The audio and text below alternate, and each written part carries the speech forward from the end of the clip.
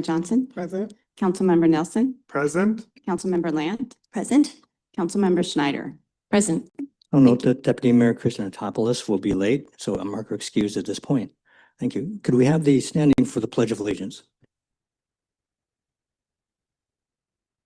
Pledge allegiance to the flag of the United States of America and to the republic which stands one nation under God, indivisible, with liberty and justice for all.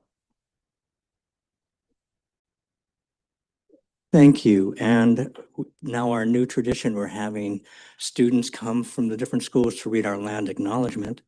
Tonight's going to be Nolan Boyd, an 8th grader at Woodward Middle School, and we have this magic podium right now. So she's going to be the first person who's going to be able to read from it. So could someone assist? Oh, you probably don't need that assistant, do you? We would like to begin by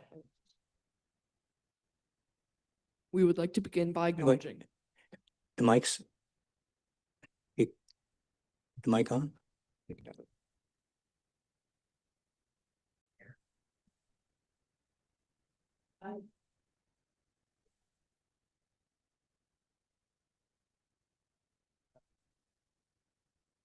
So this should work.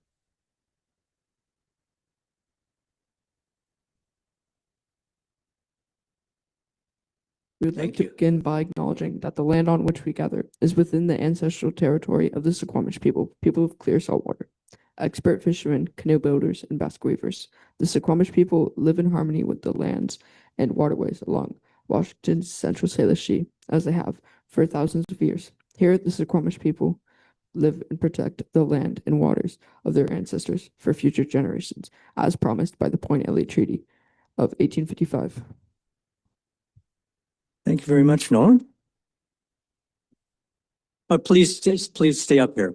Please stay up here. We're going to give you a presentation, and it has a note on it for you, and it reads, "The City of Bainbridge Island thanks Nolan Boyd for her contribution in reading the Suquamish Land Acknowledgement at the April 28, 2026 City Council meeting. Your words help us honor the richly complex history and continued presence of the Indigenous peoples in our community. Thank you for using your voice to help create a more respectful, inclusive city." Signed by me, Clarence Moriwaki, Bainbridge Island Mayor. And Councilmember, would you please join me for a picture?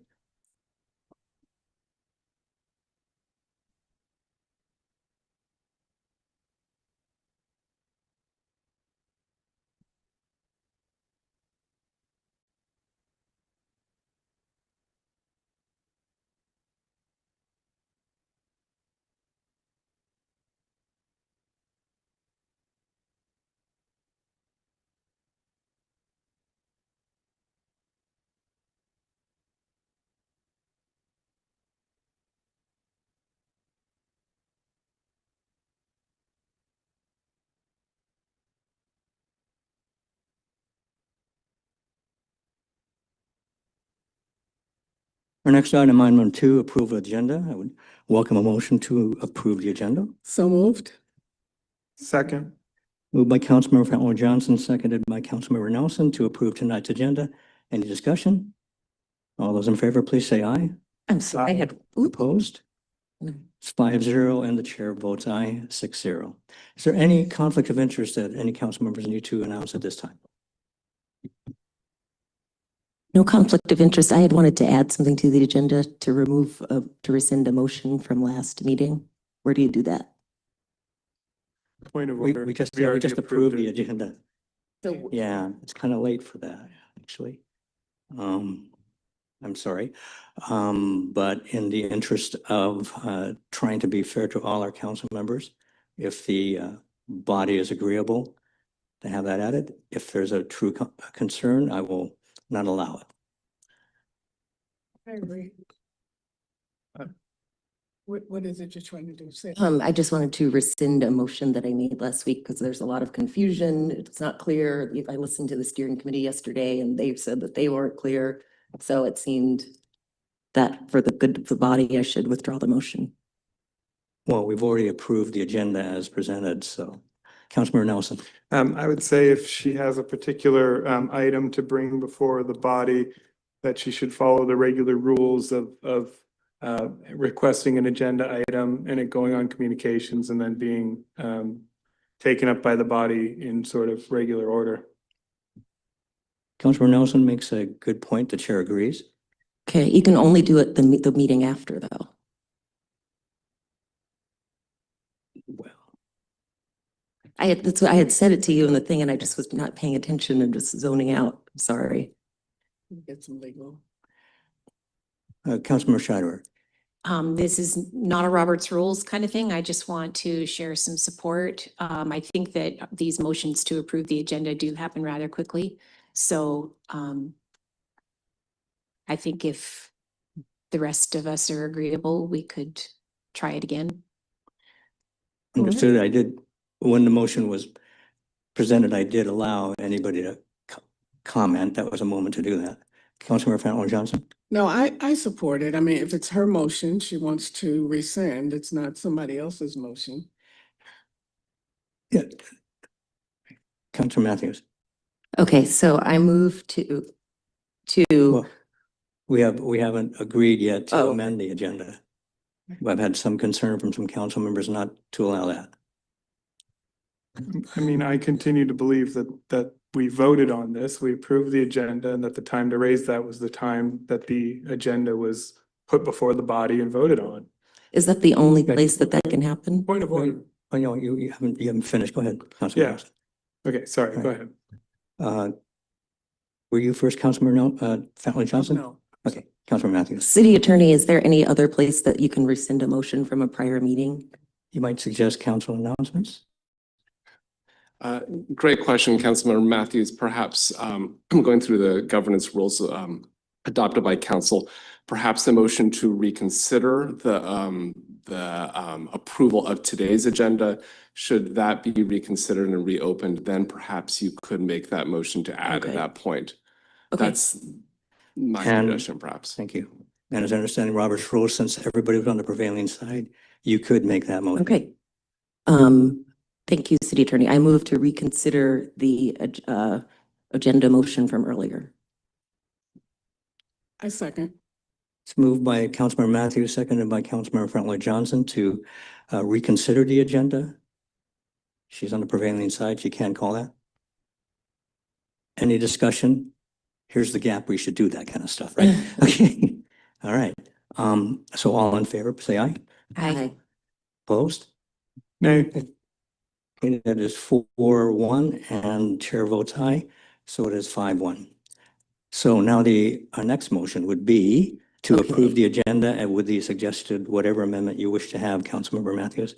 Okay, I move approval of the agenda with adding an item to rescind a motion from last week. Councilor Matthews made the motion for an amended agenda. Is there a second? I'll second. Thank you. Councilmember Matthews moved. Councilmember Scheider is seconded. Any discussion? All those in favor, please say aye. Aye. Aye. Opposed? Nay. 4 say yay. Councilmember Nelson votes nay, and the chair votes aye, so it is 5-1. And we will, let's put that. Would it be okay to put that at the end of communications? Because other people have moved their agenda items up.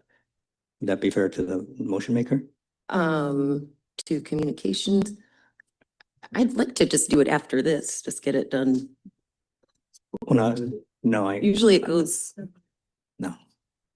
Yeah. No, we had to place it on an agenda. So you added something new to the agenda. I'm trying to find a place to put it. So, Councilmember Nelson? I would ask that it be placed later in the agenda because we do know the deputy mayor is going to be here. And I think that this is something that you'd probably want to participate in. So without any, may I? Yeah. I would suggest moving it to count item 8D for a new item on Sure. the agenda. Very good. All right. Thank you, colleagues. Now we have presentations, which I'm sure you didn't come here to watch us do parliamentary procedure. So it was entertaining though, wasn't it? Okay, presentation number 3A, approve a proclamation declaring May 1st through May 7th as Frog Rock Week. And I believe Councilmember Fenton Johnson has that proclamation. Okay. Proclamation, a proclamation by the City Council of the City of Bainbridge Island, Washington, declaring May 1st through May 7th as Frog Rock Week. Whereas nestled along the scenic roads of Bainbridge Island, the beloved and unmistakable Frog Rock has stood as a cherished landmark since its transformation in 1971. And whereas Frog Rock was created by local legend Bob Green during a fateful high school paint night, bringing joy, creativity, and a touch of whimsy to our island. And whereas for over 5 decades, Frog Rock has hopped into the hearts of Bainbridge Island residents and visitors alike, serving as a delightful attraction and symbol of community spirit. And whereas through the years, our beloved amphibious boulder, try saying that, has been lovingly dressed for the seasons, adorned for the holidays, and celebrated in a way that embodies the playful and artistic soul of our island. And whereas Bob Green, who still lives nearby with his wife, Ellen Green, continues to be an integral part of our community, and it is only fitting that we recognize both him and his colorful creation in an official capacity. And whereas May 1st through May 7 marks a week to honor Frog Rock, its history, and the joy it brings by encouraging islanders and visitors to visit, celebrate, and perhaps even don their finest frog attire in its honor. Now, therefore, I, Brenda Fantroy Johnson, on behalf of Clarence Moriarty, Mayor of the City of Bainbridge Island, on behalf of the City Council, do hereby declare the week of May 1st through May 7th as Frog Rock Week in the City of Bainbridge Island, and encourage all residents to celebrate creativity, community, and the enduring charm of our island's most famous rock. Dated this 28th day of April 2026, Clarence Moriarty. And I am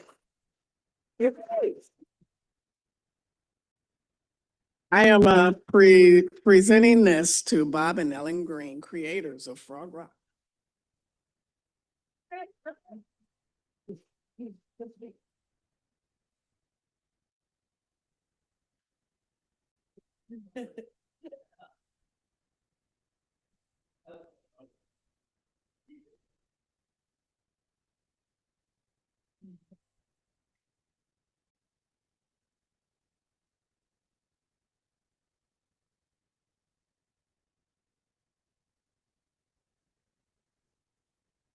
And Bob or Ellen, anybody welcome to speak on behalf of this?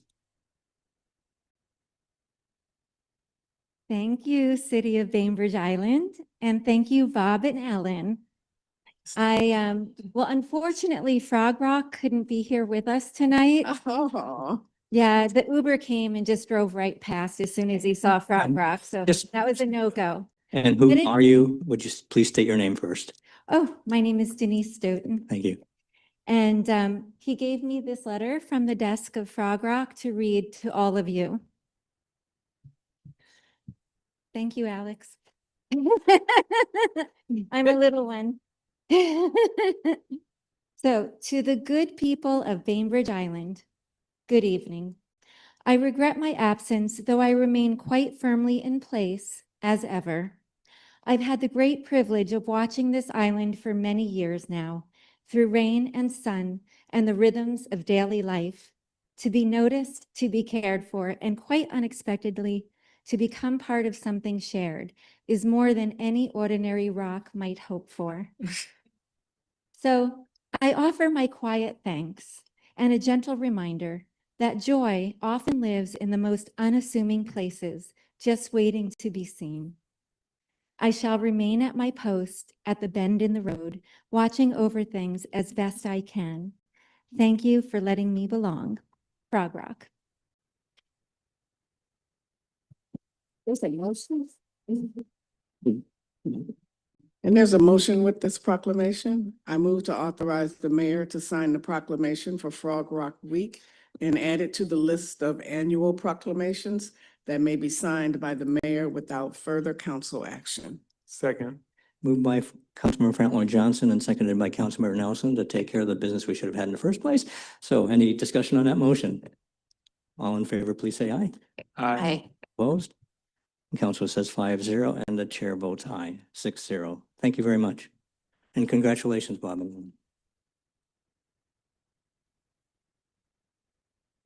Okay, let's move to item 3B, approve the proclamation declaring the month of May as Bike Everywhere Month. And I believe Councilmember Scheider will read this proclamation.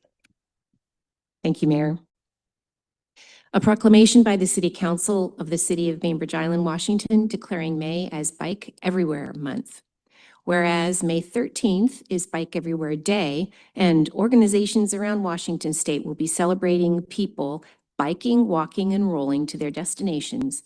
And whereas May 15th is Bike to School Day on Bainbridge Island, and students across the island will be biking, walking, and rolling to and from school. And whereas transportation accounts for over 1/3 of all greenhouse gas emissions, with 12% coming from on-road vehicles, highlighting the importance for increased adoption of active transportation modes, such as biking, that reduce our dependence on fossil fuels for transportation. And whereas in 2025, the City Council identified Sustainable Transportation Plan implementation as a top council priority. And now therefore, on behalf of Clarence Moriwaki, Mayor of the City of Bainbridge Island, and on behalf of the City Council, do hereby declare the month of May as Bike Everywhere Month in the City of Bainbridge Island, and encourage all residents to bike, walk, or roll in observance of Bike Everywhere Month on daily trips, or just to be outside after a long winter. And the motion?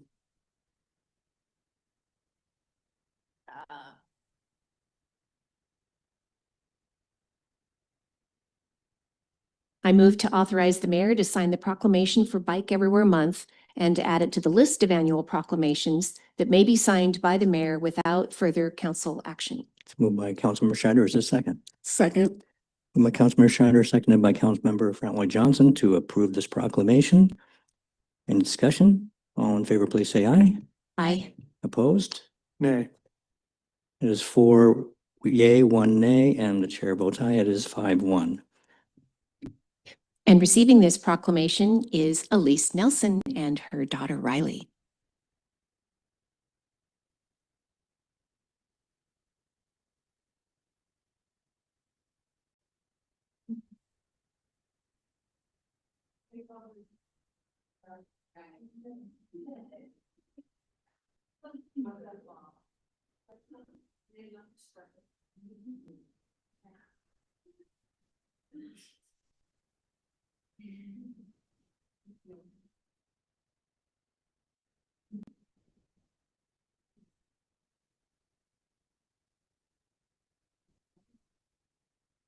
Someone lower the podium for them.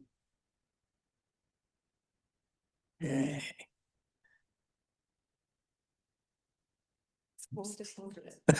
Okay.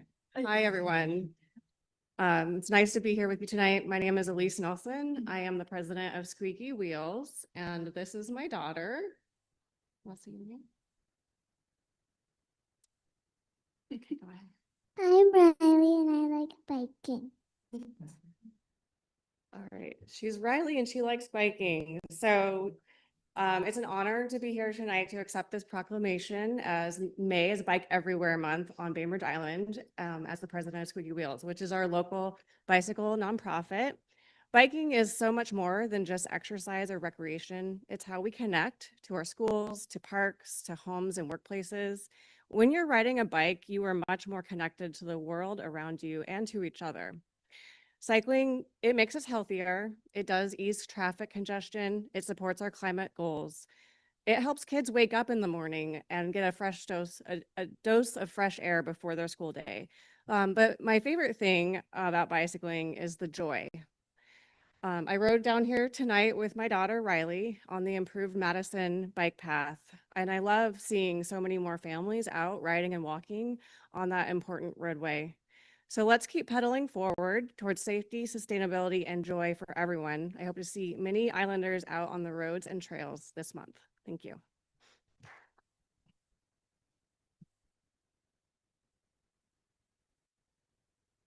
Thank you very much. Item 3C, present proclamation for Asian American, Native Hawaiian, and Pacific Islander Heritage Month, and I will read this.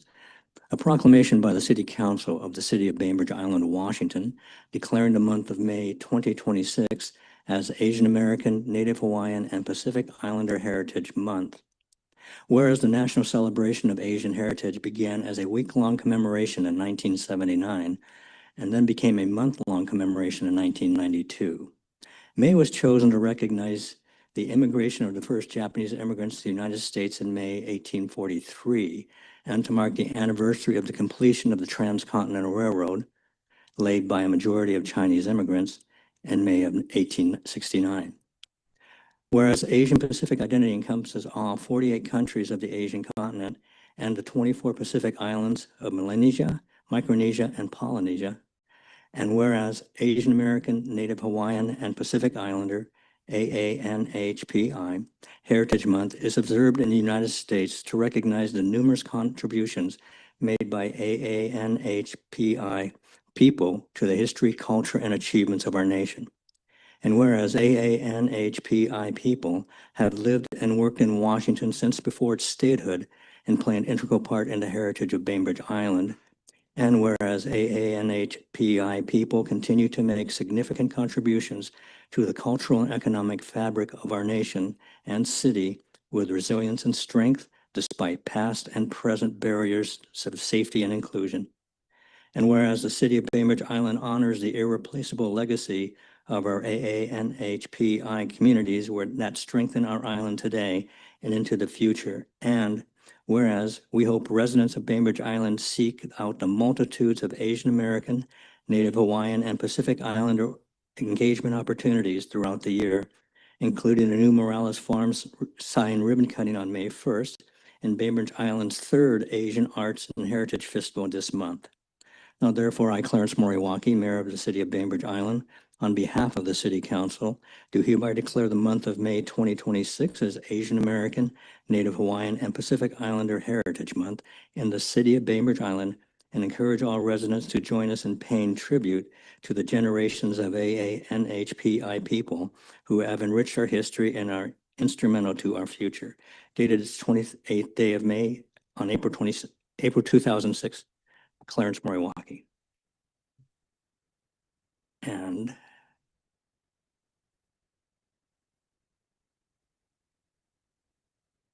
this is a presentation only, so it does not require a motion.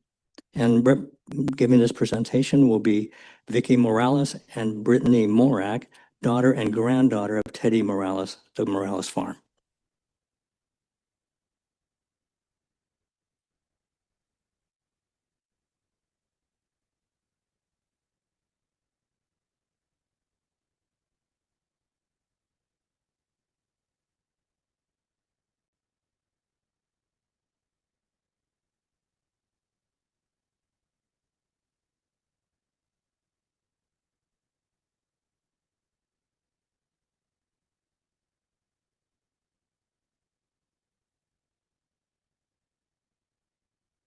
Hi, my name is Brittany Morak. I would like to thank Bainbridge Island City Council for declaring the month of May AANHPI Heritage Month. My family, the Moraleses, are one of the many Indopino families that have been part of this community for generations. Bainbridge Island has been shaped greatly by the Filipino, Indopino community members and farmers, as well as the Asian American, Native Hawaiian, and Pacific Islander community as a whole. So we are deeply grateful for this proclamation and its acknowledgement of our community.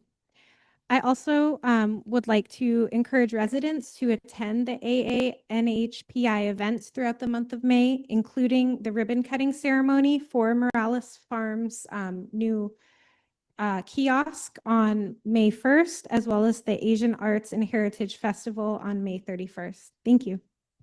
Thank you.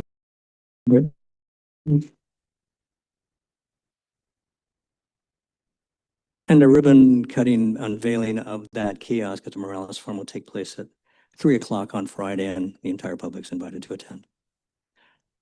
Item 3D, present proclamation for missing and murdered Indigenous Women and Girls Awareness Month. And Councilmember Lamb will read this proclamation. Thank you, Mayor.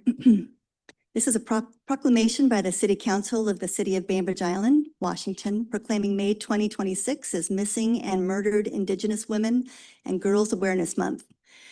Whereas the City of Bainbridge Island joins a growing chorus of local, state, tribal, and national governments in supporting awareness for missing and murdered Indigenous women and girls, inclusive of trans and two-spirited Indigenous people. And whereas Indigenous women and girls go missing or are murdered at disproportionately high rates in the United States. According to the Urban Indian Health Institute, homicide is the third leading cause of death among Indigenous women, and Indigenous women face rates of violence up to 10 times higher than the national average.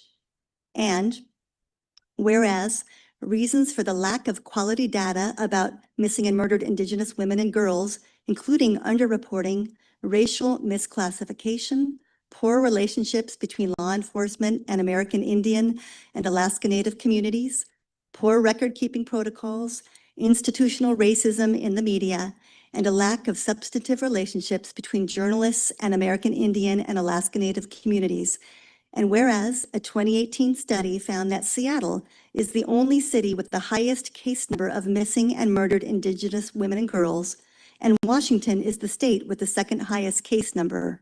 And whereas the disappearance and murders of Indigenous women and girls is directly connected to domestic and other forms of violence, sexual assault, trafficking, and a history of childhood, intergenerational, and historic trauma.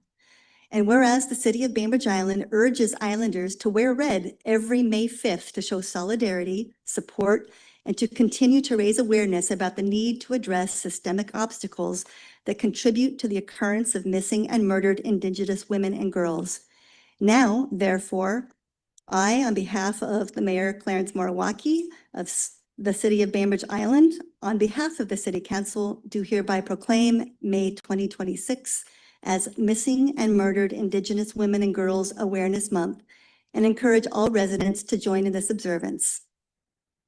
Thank you, Councilmember Lanton. Unfortunately, a representative from the Suquamish tribe is unable to be with us tonight.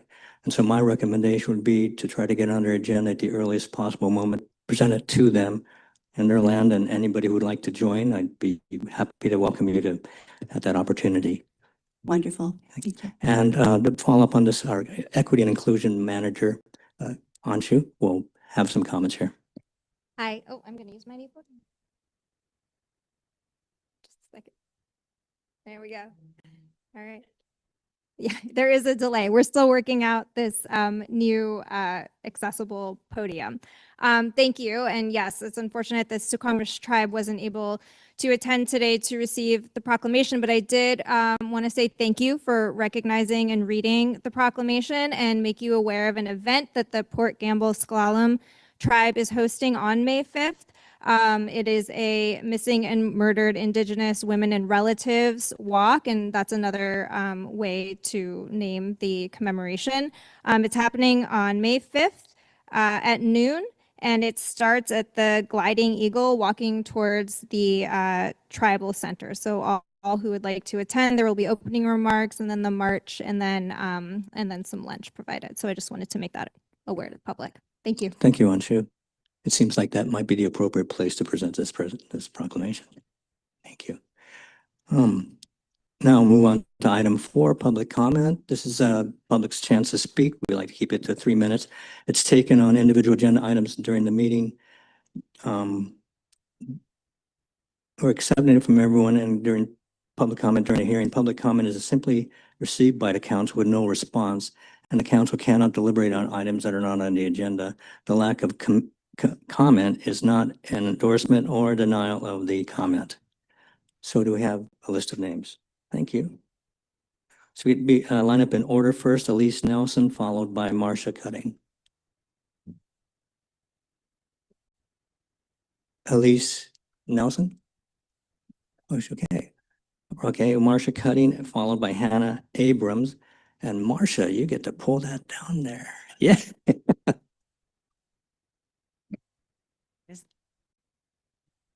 Okay. I love this thing. I think it will teach us all patience. So I'm here with a book called There Is No Place for Us, Working and Homeless in America. And this book is being used by Housing Resources Bainbridge for a book study that starts tomorrow night. However, you can't sign up. It's been oversubscribed. There's a waiting list. It tells the story of 5 different families in Atlanta. And I think in the midst of all the numbers around affordable housing, like FAR and this and that, it gets to be very abstract. And so I really want to encourage you to read this book. Eagle Harbor Books will sell it to you at a discount. And I also wanted to share from it a few more numbers, unfortunately, from the introduction that really struck me. Between 2010 and 2023, median rents soared by 76%, and the metro area lost a staggering 60,000 apartments renting for $1,250 or less. The problem is not so much a lack of new housing as the kind of housing that is being built. Over the past decade, 94% of the tens of thousands of apartments added to the city's rental market have been luxury units featuring resort-style swimming pools, co-working spaces, pickleball courts, and on-site dog parks.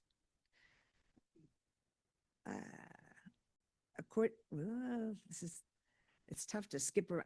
I couldn't mark in the book because it belongs to somebody else. According to the most recent studies, there are now more than 159,000 low-income households in Atlanta, spending more than half their earnings on rent, living in grossly substandard conditions, or both. A similar interplay between growth and displacement, development and deprivation can be found in many American cities.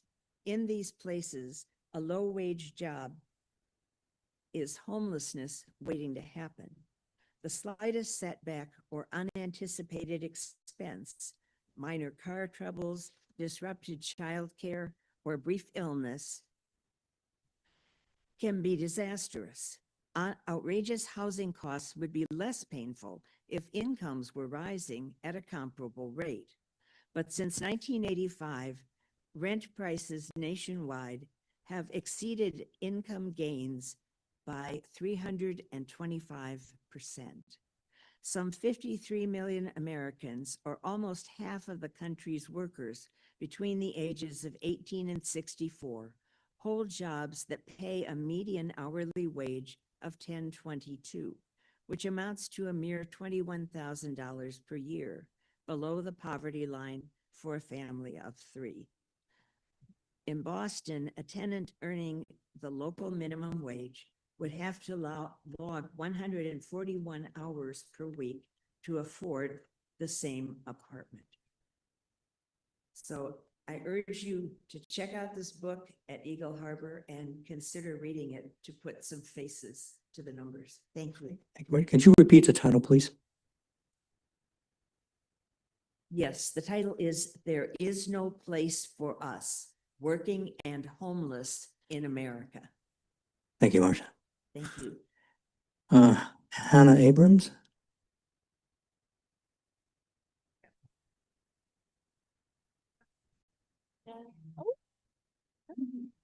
Good investment. Okay.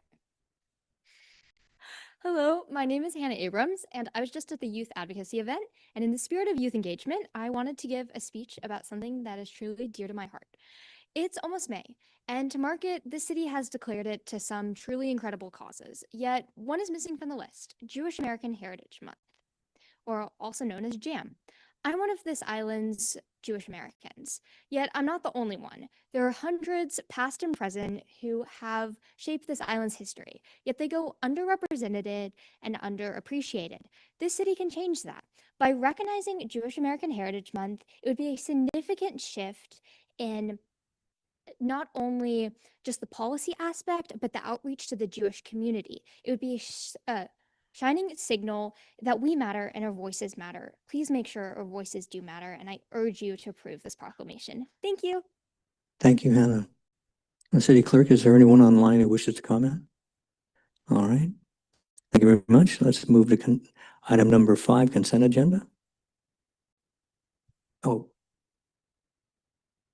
good point. Anybody in the audience who did not sign up wish to talk?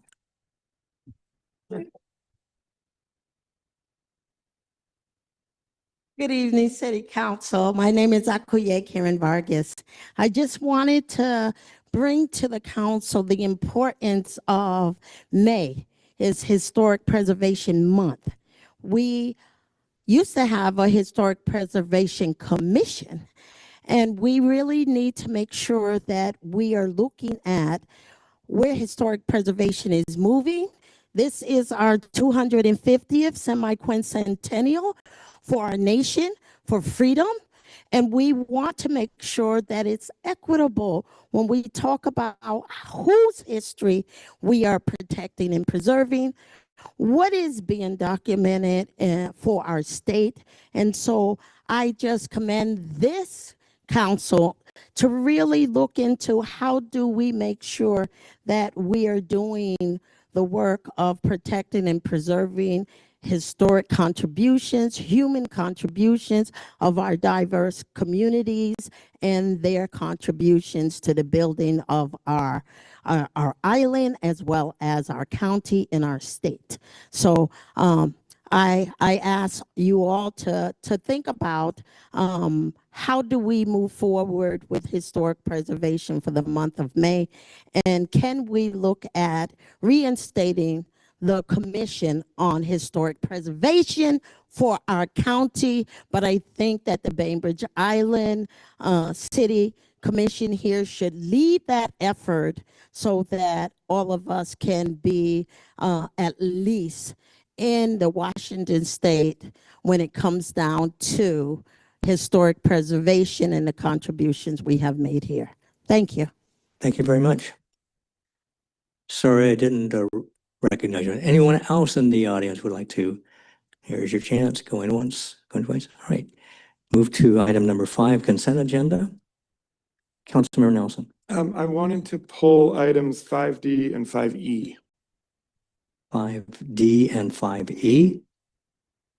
And we'll place those into regular business 7E and 7F. All right.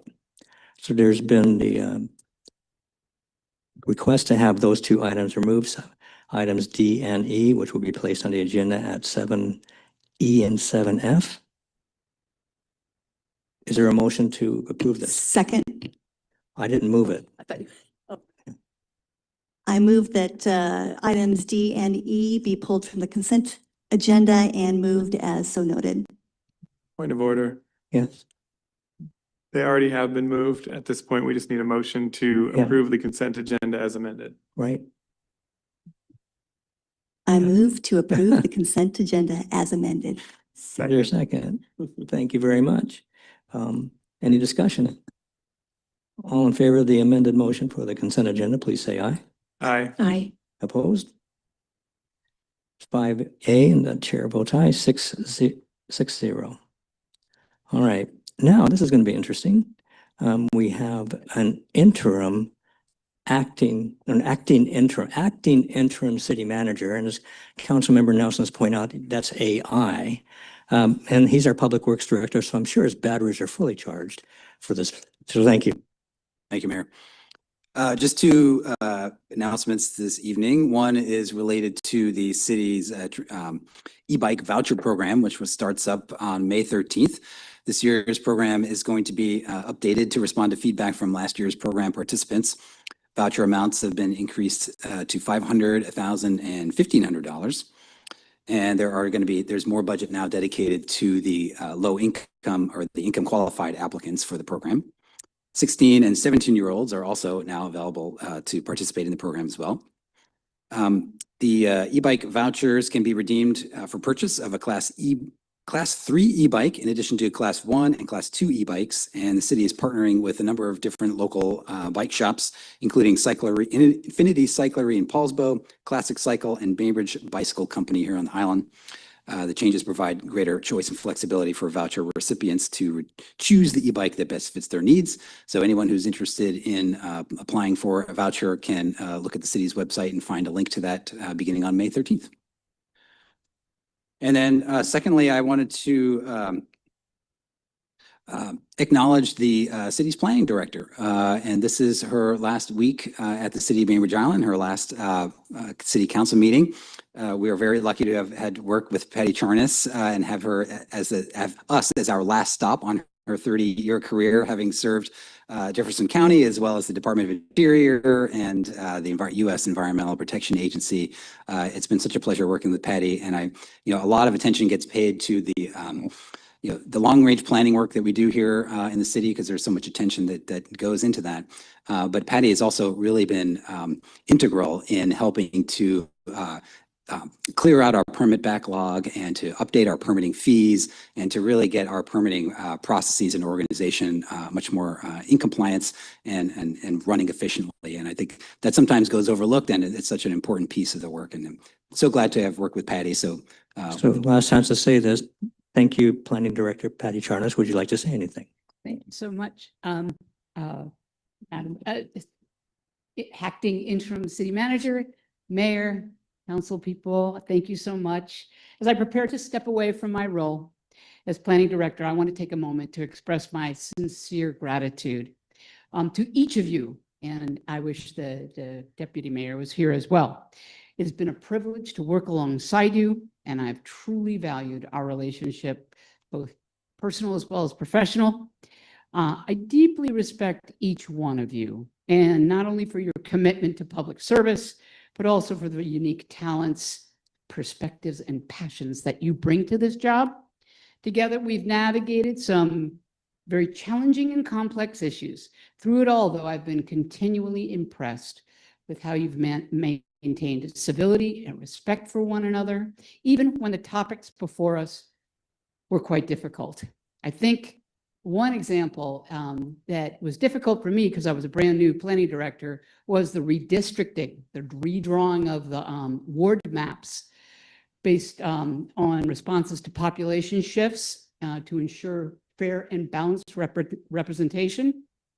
During that very difficult task, I learned that our long-range planning strategy is working, because the Winslow area growth caused that ward to shrink while the other ones grew. And I was amazed, because I didn't know anything about redistricting, and it taught me a lot about planning. We also worked through some complicated and sensitive policy questions. Recall the unlisted uses issue, the prohibition on crematoria. All of those showed responsiveness, careful thought by our council, and reflecting a caring about our community and about the need for sound policymaking. So I really enjoyed working here. This is one of the, if not the most favorite place I've ever worked, at least one of them, because there's a genuine sense of care here. Inside City Hall, people support one another. There's a spirit of camaraderie and friendliness that makes even the hardest days better. So finally, I want to acknowledge the community we serve, the passions, concerns, hopes, and dreams that residents share about the future of this island, especially when it comes to land use and the environment. We hear those. They're not lost on the planning department. We carry those voices with us in our work every day. And we care deeply about the responsibility entrusted in us. So thank you for this opportunity that I've had to serve the community alongside you. It has been an honor, and I wish you all the very best moving forward. Thank you.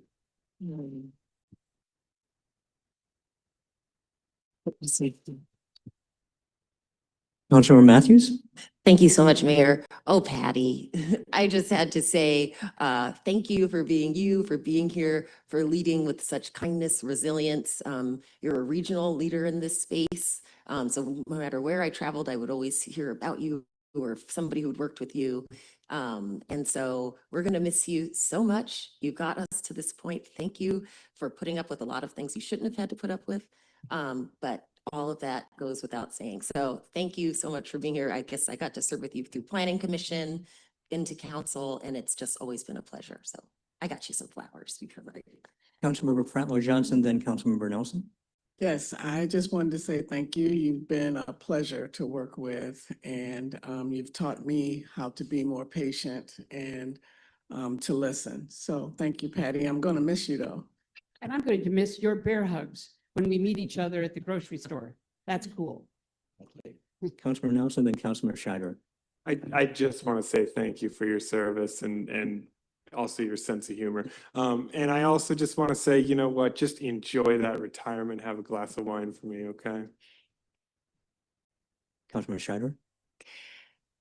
Patty, thank you so much. It's been marvelous to have you here. I remember the first time we met, and I remember how much you really, really wanted to be here. And I've felt that ever since.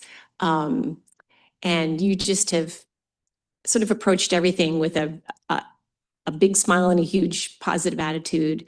And we've thrown some stuff at you. But then I guess nobody gets out of this position, you know, as an easy assignment. So you rose to the task, and we will miss you terribly. Thank you so much. Councilmember Lamb. And thank you. My time with you has been short, but I appreciate you very much. And I absolutely wish you the best in new adventures going forth. So, bon voyage. Thank you. Thank you so And much. And my final comments, your veteran was short. Mine is clearly long, because I just did the math. It's 17 years since we worked together, 2007, Wow. right? Yeah, yeah. When I was the public information officer and policy analyst for the county. And I must say that, you know, I worked with everybody throughout the county government because that was my role. You're one of the only 2 or 3 people I remember and respected, because you had such a go-to attitude. I was a new guy there, and I had to learn some things. You were patient with me. And I thought it was a really good working relationship. And when you were selected here, I couldn't have been happier, because I know of you before, and I know what a gift you were to our city.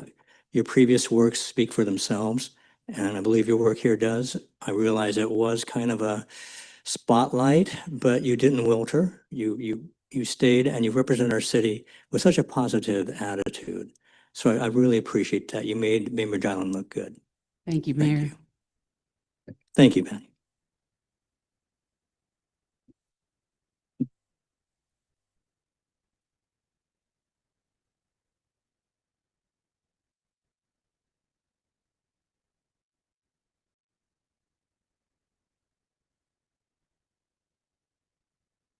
Is that anything to add, city manager, or acting interim city manager?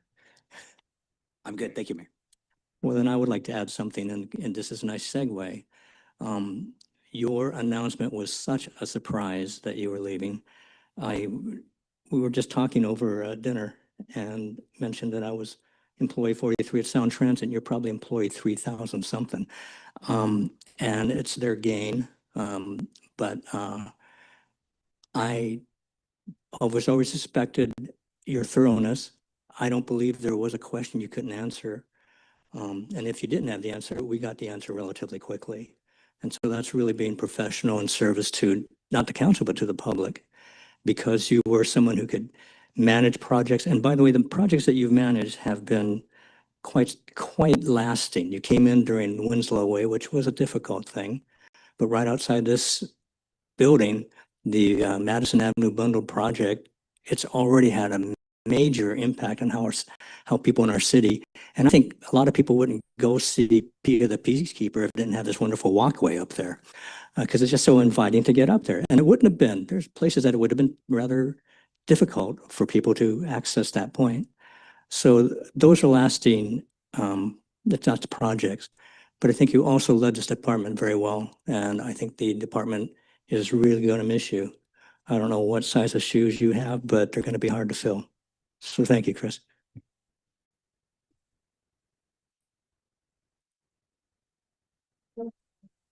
Yeah.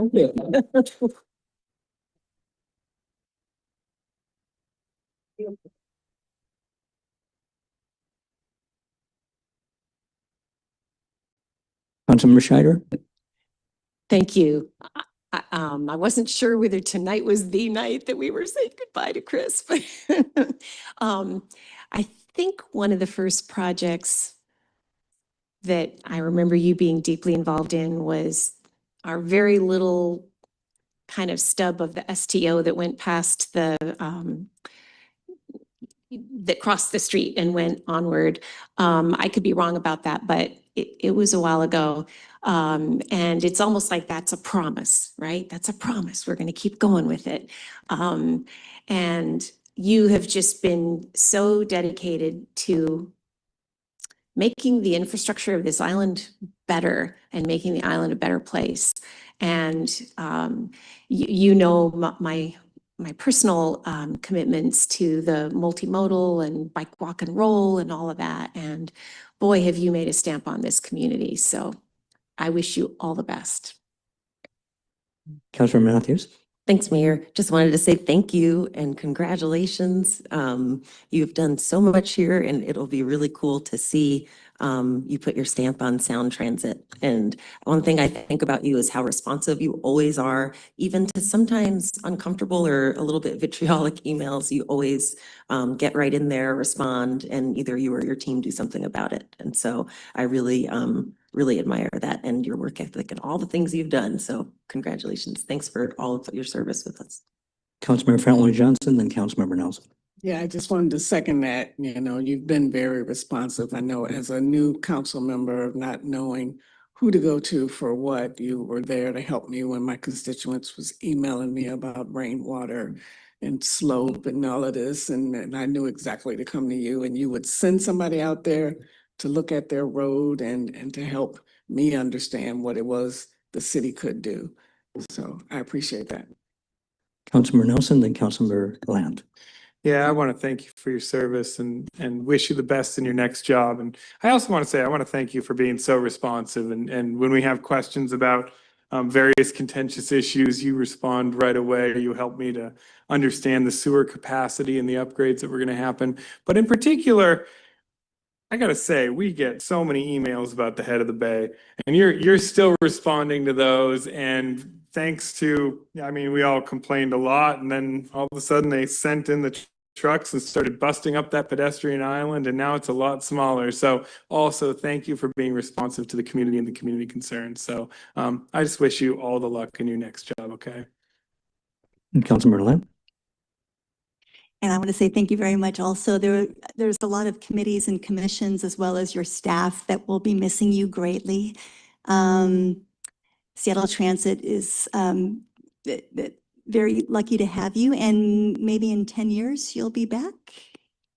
Perhaps, never know. But thank you very much, and it was a pleasure to again work even briefly alongside you. And further comments? The water tank is also under purview. I mean, think of these lasting things for decades. Deputy Mayor Hopeless. So Chris and I go back to before when you were here before, and I was an activist in the community, and we've had our differences of opinions for sure. But I do want to wish you the very best in your career going forward. Thank you for your service. Thank you again. No further comments. Let's move to regular business. Item 7A, receive the post-legislative briefing from our lobbyist, Brianna Murray.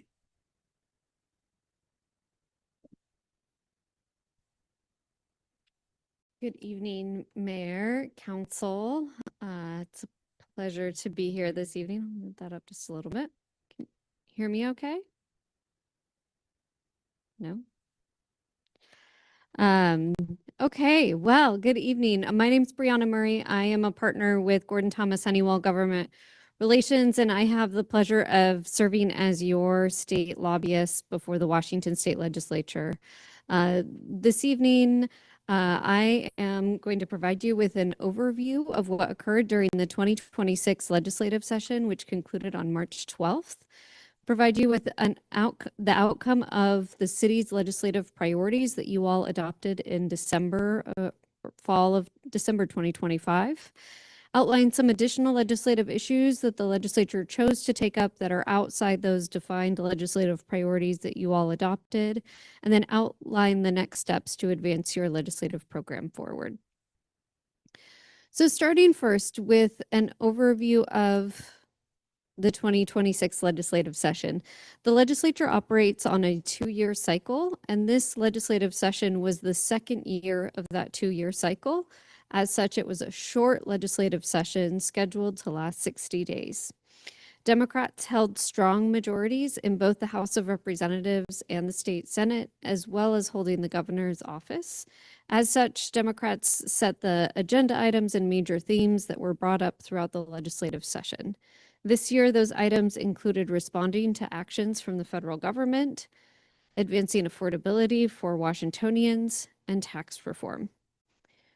The legislature operates on a biennial budget cycle. The budget cycle runs June 1 of 2025 through July 1 of 2025 through June 30th of 2027. This year, the legislature was revisiting budgets that they adopted during the 2025 legislative session to make mid-biennial adjustments in the form of supplemental budgets. Oftentimes, the second year of the biennium is referred to as a non-budget year because it is a mid-biennial adjustment rather than the development of a full budget. All bills from the first year of the 2-year biennium automatically carry over for continued consideration in the second year. In addition to the nearly 2,000 bills that carried over, we saw an additional 1,238 bills introduced. Of all the bills that were under consideration, 268 passed into law. That is actually the lowest number of new bills or new laws to be approved by a legislature in a session than we've seen in the last 5 years. And I think it's reflective of a lot of very significant policy that consumed a lot of the time that would otherwise typically be divided up amongst many different bills. One of those very large policies was on the topic of tax reform. This is the topic that's received the most media attention coming from the legislative actions, and is also the topic that had the longest floor debate in state history. The House of Representatives debated an income tax for nearly 24 hours. The legislature did enact, and the governor signed into law legislation that imposes a 9.9% tax on income over $1 million. Within the bill that imposes that income tax, there were several other tax policies that were made in order to rebalance the state's tax structure. Those included sales and use tax exemptions on baby products, hygiene products, over-the-counter medications, and the repeal of a sales tax on services that was enacted in 2025. In addition to those sales and use tax exemptions, the legislature committed to expanding the B&O tax credit so that more small businesses would be eligible to receive the tax credit, and expanded the working families tax credit so more families would be eligible to receive that tax credit. With the revenue that is generated through the millionaire's tax, which is estimated to be $3.5 billion, they committed to funding free lunch for all K through 12 students, as well as making commitments on education, healthcare, and childcare. One notable item that I have to call out about this proposal is that the sales and use tax exemptions were not exclusively on the state sales and use tax. It included state and local sales and use tax, which means if and when these exemptions go into effect, cities and other local organizations that rely on local sales tax revenues will see a reduction in their revenue collections. The legislature acknowledged that impact and has scheduled $200 million in their next budget cycle to offset those impacts. That $200 million doesn't fully offset the anticipated impact on local taxing districts. It is not identified as being one-time versus ongoing. It's unclear how that funding would be distributed, and it may or may not be assumed to grow with time. In other words, the impacts of the sales and use tax exemptions on cities such as yourself is something that future legislatures will grapple with and manage.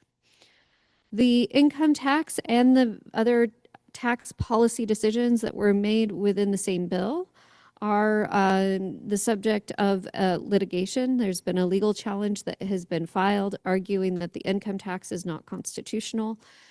And we're anticipating that the measure will find its way onto the ballot eventually.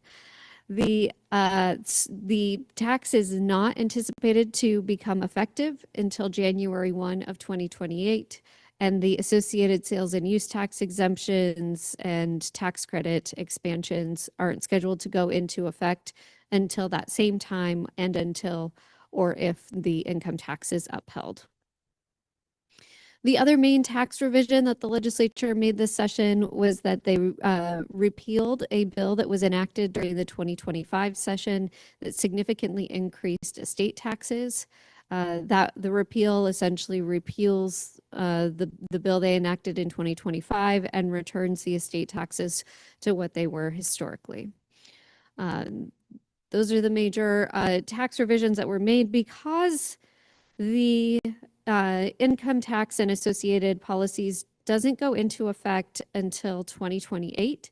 None of these tax revision changes impacted the mid-biennial budget that the mid-biennial adjustment that the legislature was tasked with developing this session. So I want to transition into talking about those supplemental budgets. There are three different budgets that the state develops: an operating budget, transportation budget, and capital budget. The operating budget is the one you hear about most in the media and is certainly the largest of the three budgets. This year, it was an $80.2 billion final two-year budget with a $2.4 billion mid-biennial increase. The revenue for the $2.4 billion mid-biennial increase came from eliminating tax preferences for data centers, prescription drug wholesalers, and insurance carriers, a transfer of $880 million out of the budget stabilization account or the rainy day fund, and $375 million from the public works assistance account. The transfer from the budget stabilization account and from the public works assistance account are both anticipated to be backfilled within the next two-year cycle. The budget stabilization account is backfilled with a transfer from the LEF 1 pension account, and the public works assistance account was backfilled with bonds from the capital budget. In addition to those items, the legislature also made several cuts. The reason that there was a need to increase spending in the mid-biennial budget is because the cost of providing services significantly increased between the conclusion of the 2025 legislative session and the beginning of the 2026 legislative session.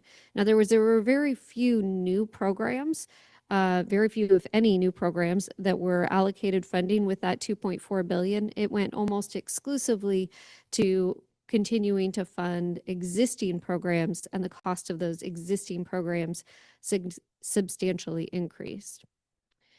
To transition to the transportation budget is a $16.6 billion budget that's largely funded with fuel tax revenues, as well as various fees associated with vehicles and driving. The Climate Commitment Act also has a fair amount of revenue dedicated to the transportation budget. In 2025, the legislature significantly increased funding in the transportation budget through a fuel tax increase, as well as increases to many of the individualized fees that support that budget. This year, the budget was increased by $1.2 billion. The revenue source for that $1.2 billion was bonding against the revenues that were enacted in 2025. So in 2025, they increased the fuel tax and other fees, and in 2026, they chose to bond against that revenue stream. The revenue that was generated is spent on preservation and maintenance of the existing system. The legislature did not fund any new projects, nor did they advance any projects on their construction schedule with those funds. It went exclusively to preservation and maintenance of the existing system and preservation and maintenance in particular of the state system. There isn't a distribution down to cities or counties for preservation and maintenance of local roads. The final budget is the capital budget. The capital budget is funded with bonds that a percentage of the operating budget is dedicated to pay off. Each biennium, in the second year of the biennium, there is some bond capacity that is reserved for the mid-biennial adjustment. The legislature used the full amount of that remaining bond capacity to do their mid-biennial adjustment and made an $889 million increase in investments. The most sizable expenditure coming out of that capital budget was $275 million being allocated to the Housing Trust Fund. So my hope is that that provides you with just a very quick context-setting overview of the short legislative session and the budget work that the legislature did. I want to transition into talking about some of the outcomes of your specific legislative priorities. You'll recall that in the fall, you all approved a 2026 legislative agenda. Several of the items on your 2026 legislative agenda are endeavors that we started in 2025. So some of these were two-year efforts. And I am disappointed to share with you that we did not get any of them across the finish line this year. I look forward to working with you all to develop a strategy going into the next biennial cycle so that we can bring about more success. But this short 60-day session, despite there being a great deal of effort, did not bring us any items getting accomplished. The first item that was on your legislative agenda was to secure funding for the State Route 305 Day Road Roundabout. As we worked to implement this funding request, we also elevated the community's concerns around the High School Road Roundabout and requested that the funding that's been allocated to the High School Road Roundabout instead be allocated to the Day Road Roundabout. I want to give a special appreciation to your 23rd District legislators who penned a letter to the Transportation Committee leadership making that request. And Senator Hansen in particular offered several amendments on the Senate floor to the Senate Transportation Committee on both with those two projects combined and separately and every other combination you could think of to try and make headway on the issue. He was successful in getting an amendment added into the Senate transportation proposal to allocate $3.5 million to the Day Road Roundabout. However, in final budget negotiations, the two chairs reached an agreement to not make any new investments. And because the Day Road Roundabout would have been a new investment on their list, I know it has been around for a long time, but it would have been a new investment on their list. It was not included in the final transportation budget. I hope you all see Senator Hansen's effort as well as the support from the entire delegation on that topic. And while we weren't able to necessarily accomplish it, I think there's definitely some indicators of movement, buy-in, and engagement as a result of our joint advocacy. The next item is on ferry service and ferry line management. This request is somewhat threefold, and I want to give a special thanks to Councilmember Lant and Councilmember Matthews. I hope I'm not forgetting anyone else, but they in particular testified before the transportation committees on the topic of ferry service. This session, we requested $50,000 in order to facilitate ferry line management during the World Cup, in anticipation that there would be an increased number of individuals utilizing the ferry line that maybe have a lack of familiarity with it. and on-presence state patrol or other law enforcement would help mitigate disagreements stemming from the ferry line. The $50,000 was included in both the House and the Senate transportation proposals, and it is very rare that when an investment is included in both chambers' proposals that it is not included in the final proposal. However, in this case, again, the Transportation Committee chairs made a commitment to not make any new investments and to focus on preservation and maintenance. So our $50,000 fell out of inclusion in that final budget. As far as the broader system-wide ferry investments, there are 20 terminals, 21 ferries with an average age over 33 and a significant need by WSF for investment. They made the case that they should receive an investment from the preservation and maintenance funds that were generated and were successful in securing $4 million for ferry preservation. My understanding is much of that work will be done at the Eagle Harbor facility that is located here on the island. Additionally, there was funding allocated to ensure the continued effort to bring hybrid ferries online by 2030.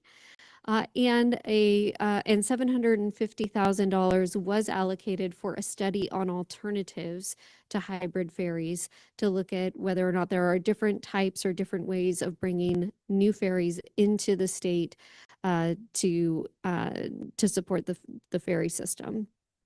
I also just want to note that WSF is holding spring community meetings. I think they were here before council not too long ago and may have shared the details of that. And I know you all also have it directly in your email. I want to note that since the city engaged me, I think 2 sessions ago now, that we continued to have a collaborative dialogue with WSF and meet on a quarterly basis, and that communication continues to be very frequent. So if council has issues from constituents or other items, I encourage you to make sure that I'm aware and that city staff is aware so we can include those in our regular updates with WSF. The final item on ferries is that Representative Nance did continue to advance legislation to establish a mosquito fleet. The bill passed out of the House, but then stalled in the Senate Transportation Committee. I think several of you got to hear from him at his recent town halls on that effort, as well as his desire to continue to bring it forward in future sessions. And then the final item on your requests was to advance legislation to make an amendment to the Public Records Act to exempt subscribers to city newsletters. We coordinated for the introduction of a bill during the first year of the biennium and heard pretty strongly that in order for something to advance in the second year of the biennium, that all the public records requests needed to be lumped into sort of one omnibus bill and developed in a very thoughtful way. And I would just say that as we worked over the interim to put together that large omnibus bill, it proved very challenging to find consensus amongst all stakeholders. And that while we took the direction from the chair of the committee to try and put all those items together, that once we put all those items in one bill, it really drug it down. And so that strategy did not work. As we look forward to 2027, the question I will be asking all of you is how high of a priority is this? I think you all have successfully elevated this issue to the legislature to make it clear that it is a problem. I think for it to become a new law is a significant investment. We've already made a lot of that investment, but I want your feedback on whether this is something where you see the juice as being worth the squeeze, so to say. Okay, transitioning away from your specific outcomes and brief overview on some of the other topics that the legislature took up. I already mentioned the interplay between the income tax and the impact on your sales and use tax revenues. In addition to that, the legislature largely funded state shared revenues. There are several accounts where they distribute revenues to cities. They largely continued to choose to fund those, with the exception of cannabis revenue sharing, which they were reduced by $5 million statewide. The legislature did provide you with some flexibility with some of your existing revenues, including House Bill 1590 housing funds and House Bill 1406 sales and use tax credit housing funds, to allow you to use some of that housing funding on preservation of existing units, not just new units. The other flexibility that was provided is you're now allowed to use REIT revenues to conduct nuisance abatements. And cities are authorized new councilmanic sales tax authority to fund children, youth, and families. I will note that the new authorization of sales tax authority comes in addition to new sales tax authority that was authorized for cities in 2025. So in 2 years, cities received 2 new sales tax options, which are regressive, while the state made its budget more progressive. In addition to looking at new tools and flexibility with your existing revenues, there was an ask from cities to reduce costs by reforming liability. Cities have been seeing an increase in lawsuits filed against cities for several years. The state has seen that same increase. Of the funding that the legislature chose to spend in their operating budget, $1 billion of it was allocated to legal claims. While there was a lot of discussion on liability at the state and local level, nothing passed this session, and I anticipate that conversation will continue next session. On public safety, there were 2 notable components impacting the city. The first is that automated license plate readers now need to comply with a new state regulatory framework. And the second is the cities had asked for an increase in funding for public defense. Leading into the 2026 session, the Supreme Court issued new public defense caseload standards that cities will need to comply with over the next 3 years. We asked the state for funding in order to meet that compliance schedule, but no additional funding was allocated.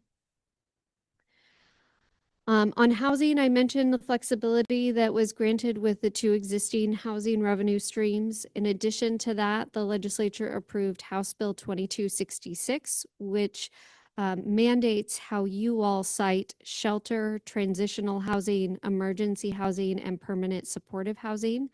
Those housing types now are mandated to be allowed in residential zones and zones that allow hotels. Additionally, the city's authority to require operating standards or operating requirements is much more limited in the legislation.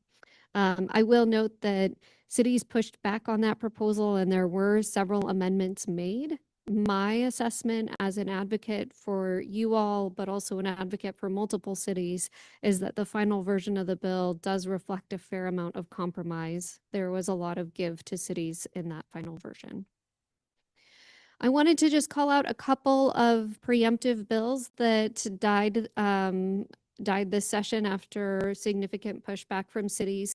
The first one would have restricted cities' authority to manage encampments or individuals living in the right-of-way, and would have required that in order to remove an individual from the right-of-way, that the city have adequate shelter space available, and that the shelter space meet that individual's specific needs. The second is second bill that died was a preemption on mobile dwelling units, or RVs. We've seen a bill the last couple of years that would mandate that you all allow up to 2 mobile dwelling units, meaning RVs, trailers, or tiny homes on any lot. So those are the outcomes of the legislative session. I would encourage you to watch AWC's end of session webinar if you have not already. It is an hour long and provides a similar recap in far more detail and covers many more bills. You all will also be receiving a written report from me that goes through not just the action items of this past legislative session, but also that outlines the 82 bills that have an access to city government that you will need to be aware of as far as implementation.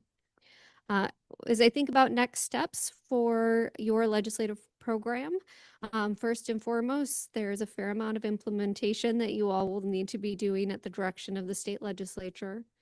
I encourage significant AWC engagement. It's my understanding many of you are attending the conference at the end of June.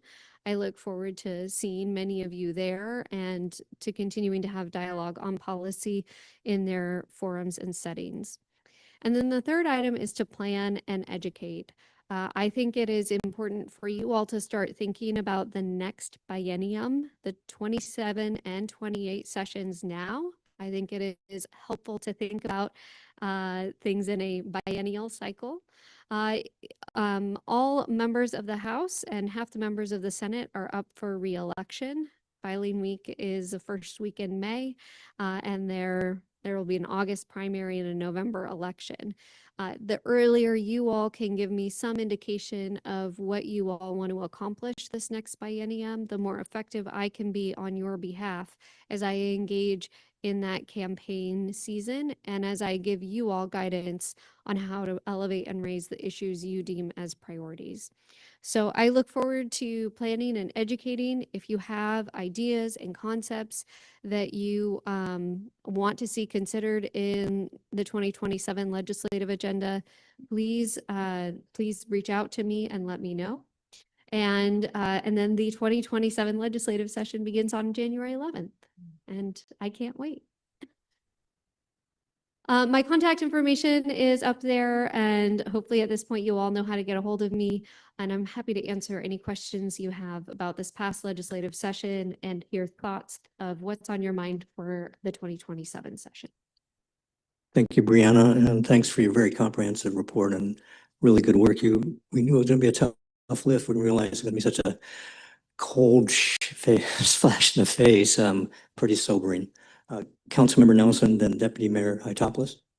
Yeah, I first just want to say thank you for everything that you did. I understand it was sort of an uphill battle in the sort of, when they're doing the supplemental and everything, and it's not the beginning. So I just want to thank you for that. And I do have some questions. I'm just glad you're on our team. So the millionaire's tax, obviously there's litigation around that.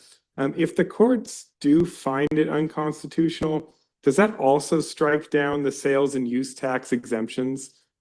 Yeah, they wouldn't go into effect. Okay. Yeah, the implementation of the sales and use tax exemptions is tied to the implementation of the income tax. Okay, that's helpful. I will note if it is overturned, so the 3.5 billion sorry, let me just back up for a second. So when the legislature develops their biennial budget, the 25-27 budget, they're required to also develop a framework for the next biennial budget, the 27-29 budget. That 27-29 budget does book the $3.5 billion anticipated to come from the income tax. So if it is not upheld, the legislature will be significantly rewriting their framework for the 27-29 budget. No, that's helpful. And then the automated license plate readers, my reading of the bill is that those are now not allowed in school zones. Is that right? There are sensitive areas where they're not allowed to be utilized, and I believe schools is one of those, whether it's specific to the school zone and how narrowly or broadly that is interpreted, I think varies. Okay, no, that's helpful because we'll have to rethink, I think, what we're doing around that. And then, can you sort of rehash what new revenues or new flexible tools we were granted this session that we can use for affordable housing? Yes, so there are two revenue streams that you all had in current law prior to this legislative session. One of them is called 1590 sales tax funds. That is a sales tax increase that I imagine Kitsap County enacted, and that you all, they distribute out regionally or they do RFPs to fund projects.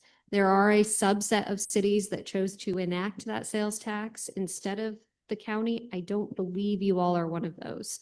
So that flexibility probably lies with Kitsap County and is on those 1590 funds. The second is a credit against the state sales tax. They're oftentimes referred to as 1406 funds. I don't know whether you've chosen to receive those revenues directly or whether they are all revenues you've deferred to Kitsap County. But those are the 1590 housing funds and 1406 housing funds are the two, and generally those are how they're referred to, which were their authorizing bill numbers the years they were enacted. And the revenues, the specific flexibility that's been provided is that previously it was very strict that those revenue streams needed to be spent on constructing new units or expanding, and now they're allowing those revenue streams to be spent on maintaining existing housing. And the motivation for providing that flexibility is to counteract cuts that are being made at the federal level. Okay, were there new tools added? The only new revenue tool is the sales tax for children, youth, and families, which does allow rental assistance as an expenditure. Councilmember Nelson, allow some of us to ask some questions. We can come back to you. Sure. Thank you. Deputy Mayor. Well, I was just wanting to check in and thank you, of course, the presentation, Brianna. I was wondering what the word on the street is as far as cities starting to make some noise about the fact that we're being basically, to quote my colleague recently, unfunded mandate, which I fully agree with regards to affordable housing. So we've gone from first having to fight the fight of, wow, you're really kind of overreaching on telling us what our zoning has to look like, but now it's becoming clearer in these later, it seems, in the later comprehensive plan approvals that other cities might start to realize that next pass around, we're all going to be dealing with what our city and other late cities are dealing with. Is that a buzz at all about at AWC about, hey, you know, where are the additional resources? Yeah, I think that dialogue is showing up in a few different ways, but maybe not with those specific words. So the item I hear about most consistently is the lack of clarity around how the housing accommodation numbers in House Bill 1220 should be applied. Whether you all are supposed to have land use that accommodates all those various housing types, or whether you actually have to deliver the units to accomplish all of those various housing types. And there are two competing growth management hearings board decisions on which is the case. I think that is the area and the space where you're likely to see most cities want to see clarity, regardless of their perspective of their willingness to accommodate growth and more housing units. Yeah. And since we're talking about tens and tens of millions of dollars, I'm not sure it's about whether we want affordable housing or whether it's possible. Just one clarification and one comment. Clarification, I'm pretty sure we're still talking about a difference between flock cameras and automatic speed cameras. I want to make that clarification because I keep hearing this from constituents, and then I look and it doesn't mean that I'm necessarily going to agree that we should put speed cameras in the school zones, but there's a difference between reading just collecting license plates and being initiated by speed. Are you aware of which are? The automated license plate reader bill focuses on flock cameras, not so much on the speed cameras. There are some impacts to dash cameras, depending on your technology provider. So some cities utilize a dash camera technology that relies on automated license plate readers, and they're kind of being unintentionally looped into the consequences of the bill. But as it was intended, it applies to flock cameras, not the speed cameras or the red light cameras. And I'm just gonna make a comment that while I'm concerned about the city's reduction in revenue, it was kind of exciting news about the B&O tax for us small businesses after they've been ratcheting those up. And that's been sort of the irony of we live in a no income tax state unless you're a small business. So thank you for the good news on that temporarily at least. Thank you, Deputy Mayor. Any other members have any questions? Councilmember Land. Thanks, Mayor. So I'm curious, just again, as you represent other jurisdictions as well. So Moody's just downgraded Washington State yesterday as far as financial outlooks. I know that our own city has beefed up our emergency reserves, and it sounds like the state has as well. What's your take on, I mean, I don't want to state the obvious. I want you to state the obvious, I guess. What are you seeing out there? Well, I think the downgrading in the credit rating has an impact on how far the dollars in the capital budget can go, right? I mean, the consequence of any adjustment in the credit rating is that when the state goes to borrow money, they will have higher interest rates. And so that when they go to borrow money, they won't have as many resources to invest in community projects. So that's probably the biggest nexus between that downgrade and the city. That capital budget is the budget that funds most community projects. It funded, you guys have a Japanese memorial park that it funded 2 or 3 years ago, my first year with the city. And so that's an example of how projects like that will become harder and harder. Thank you. Just doing a time check. We've been 40 minutes on this one issue. So very brief, Councilmember Nelson. I mean, brief and one question. Thank you. Okay, I move to add a future study session agenda item, scratch that. I move to add to a future study session agenda, an agenda item to discuss legislative priorities for the 2027 and 2028 legislative sessions. Been moved. Is there a second? No, second. I'll second. Okay, there's one motion to have this on a study session for a future discussion of the biennial budget, and it's been seconded by Councilmember Lamb. Discussion. Deputy Mayor? It's something that we would normally just be scheduling, just so you know. So we do that ever since we've had Brianna. So no reason But it's to oppose okay. it? No. No. Count. Do you want to continue, Councilmember Nelson? So we do have a motion on the floor and it's been seconded. All those in favor say aye. Aye. Opposed? We have 3 aye and 3 nay, and the chair votes nay. On the ground of what the deputy mayor just said, this is a typical work study issue that we have on future calendars because we have to give direction to our very talented lobbyist. Okay.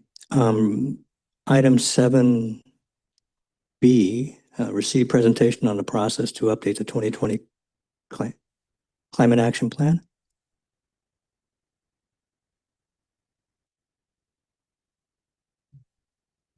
Right. Move this up a little. Waiting. There we go. Hello, City Council. It's nice to be here. I'm Laura Reeser, the city's climate and sustainability manager. Thank you for your patience as I was unable to be here last week. Nobody wanted me around last week, so with how I was feeling. So I'm happy to be here. I'm so glad that there was space on the agenda for this topic. So I'm here just to talk for a little bit about the update to the Climate Action Plan. I haven't had a whole lot of time in front of you, so I'm really excited to talk through some of this. I did review the presentations from the consultant and the conversation, and then the committee presentation last week as well. So that was nice to hear what some of your questions are. Okay, here we go. There we go. I wanted to start with this slide. I found this as, I believe it was the first slide that the Climate Change Advisory Committee had the first time they brought this to you all. So I don't know if anyone was here at the time or remembers, but I do think this is so kind of perfect for this time and the context in which we are. And like a reminder of why we're doing this work. This really is about uplifting of so many different issues and people and centering wellness for our community. This is about it's such an opportunity and such important work. It's part of why I'm motivated to do this work. Yeah, I think this is just really a very simple, funny way to frame such a big topic. Real briefly, it's always good to be connected to your why and your purpose. There's so much data around why we prioritize climate action, why we do this work. I threw some information up here with some of the sources. I'm not going to go into great detail about this. We do know that our global temperatures are increasing. You talk to anybody and people have lived experience about what we're experiencing here, specifically on the island, in the state, and then knowing folks all around the globe. So we know temperatures are going up. Sea level rise is happening. There was an article recently from the New York Times talking about the Three Dees Glacier. So I just put a link to that if anyone wanted to read further. So that was just a couple weeks ago. And then the pH of the ocean is also becoming more acidic because it's absorbing CO2. So again, there's a lot of science behind all of this. I'm always happy to share information if anybody's interested. The one thing this slide doesn't show is the dramatic impact to lots of communities, lots of folks all around the globe for natural disasters and all kinds of pressures put upon resources with folks and how they're managed. So just wanted to note that this slide's about the natural systems change. This is a slide I wanted to highlight for you all to give you a sense of the history. Many of you have been on council for quite some time. Some of you are new. This was useful for me when I started about a year ago. I took a look at what all the city's done and really the culture of this community here on the island. Having a climate action plan is relatively new, but this work is not that new here on the island. So while this slide really only fit going back to 2017, that's when the Climate Change Advisory Committee was established. That's when there was a resolution affirming the commitment to meet or exceed goals established in the Paris Climate Agreement. One of the things I did when I started was I looked at all of the ordinances and resolutions related to climate. I wanted to get a sense of what is the history of the body of this work. And one of the earliest resolutions I found was from 1983. Let's see if I can find it here. Oh yeah, in 1983, the city prohibited the use of non-biodegradable packaging materials, right? So this does go back some time, and we're going to continue to do this work moving forward. So I'm happy to share information. There is a database that the city has that includes all the resolutions and ordinances that anybody can take a look at for more information. So our climate action plans really are strategic roadmaps to do two distinct things. One is to reduce our greenhouse gas emissions, and the other is to prepare for our climate impacts. It's important to note that a climate action plan is not meant to try to do everything, right? There is a tendency for sort of the scope and the reach to get so big that you lose track of your goals. So municipal climate work often is connected to reducing emissions and then helping in lots of ways unique to the specific community prepare for climate impacts. So we do this work in a number of different ways. We measure and track our emissions, which you just heard the report last week. We set and report our own targets. We identify strategies and specific actions, which is outlined in the CAP. We support policy and decision-making for you all. My goal is to make sure you have all the information that you need to make sound decisions. We unlock funding and partnerships. This is critical to help make the work happen. Although we are an island, we cannot do this work as just an island, so we have to leverage our regional partnerships. Engaging the local community is critical. This is the culture. This is who we are as a people and come together. Because a lot of this work doesn't cost any money. It's really about how we're connected to each other. So there's a lot of things we can do that doesn't cost anything. And then we really like to pilot, implement, reflect, and learn and iterate and sort of go through that. And so being here in the last year, I've seen the city is doing a number of pilots. And the e-bike is one of them, and the heat pump program has been another pilot. Why update a climate plan? This is a pretty standard process. I am pretty well networked with all the other climate managers really around the state. And so we all check in about how does your municipal climate plan look and how do you do your update? So we're often sharing notes. You really want to update a climate plan because there's change is really such a big part of this work, obviously. So there's change in the risks, there's change in the science, there's change in policy and RCWs. We want to make sure that our actions are reflecting those. We have new inventory data. The city had, when the first climate manager started and there was a budget, a fair amount of studies that have been done. So part of what I've been doing is pulling out what are the findings from those studies, and we want to make sure that those findings are getting into our updated plan. So that's part of why we want to do this. We have new opportunities, new constraints. We want to reaffirm community priorities and make sure that this is in fact what the community wants to see. Reflect new partnerships and updating our targets are really important in this. Our current plan, developed in 2020, has 3 main goals, 8 sections, 171 actions, and 31 targets. So it's a fair amount of actions for a small team of 2 here in the city, Hannah and myself. Again, we have many partners to help do this work.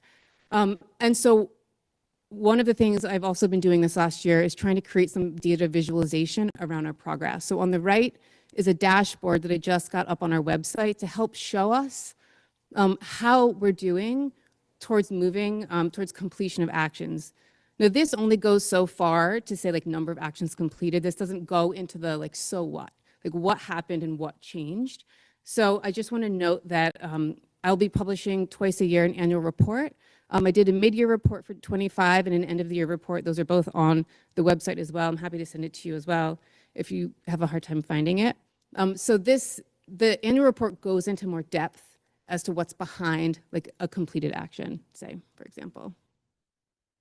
Some of the changes that I anticipate in an updated plan, which is again sort of standard in what I've seen with other municipal plans.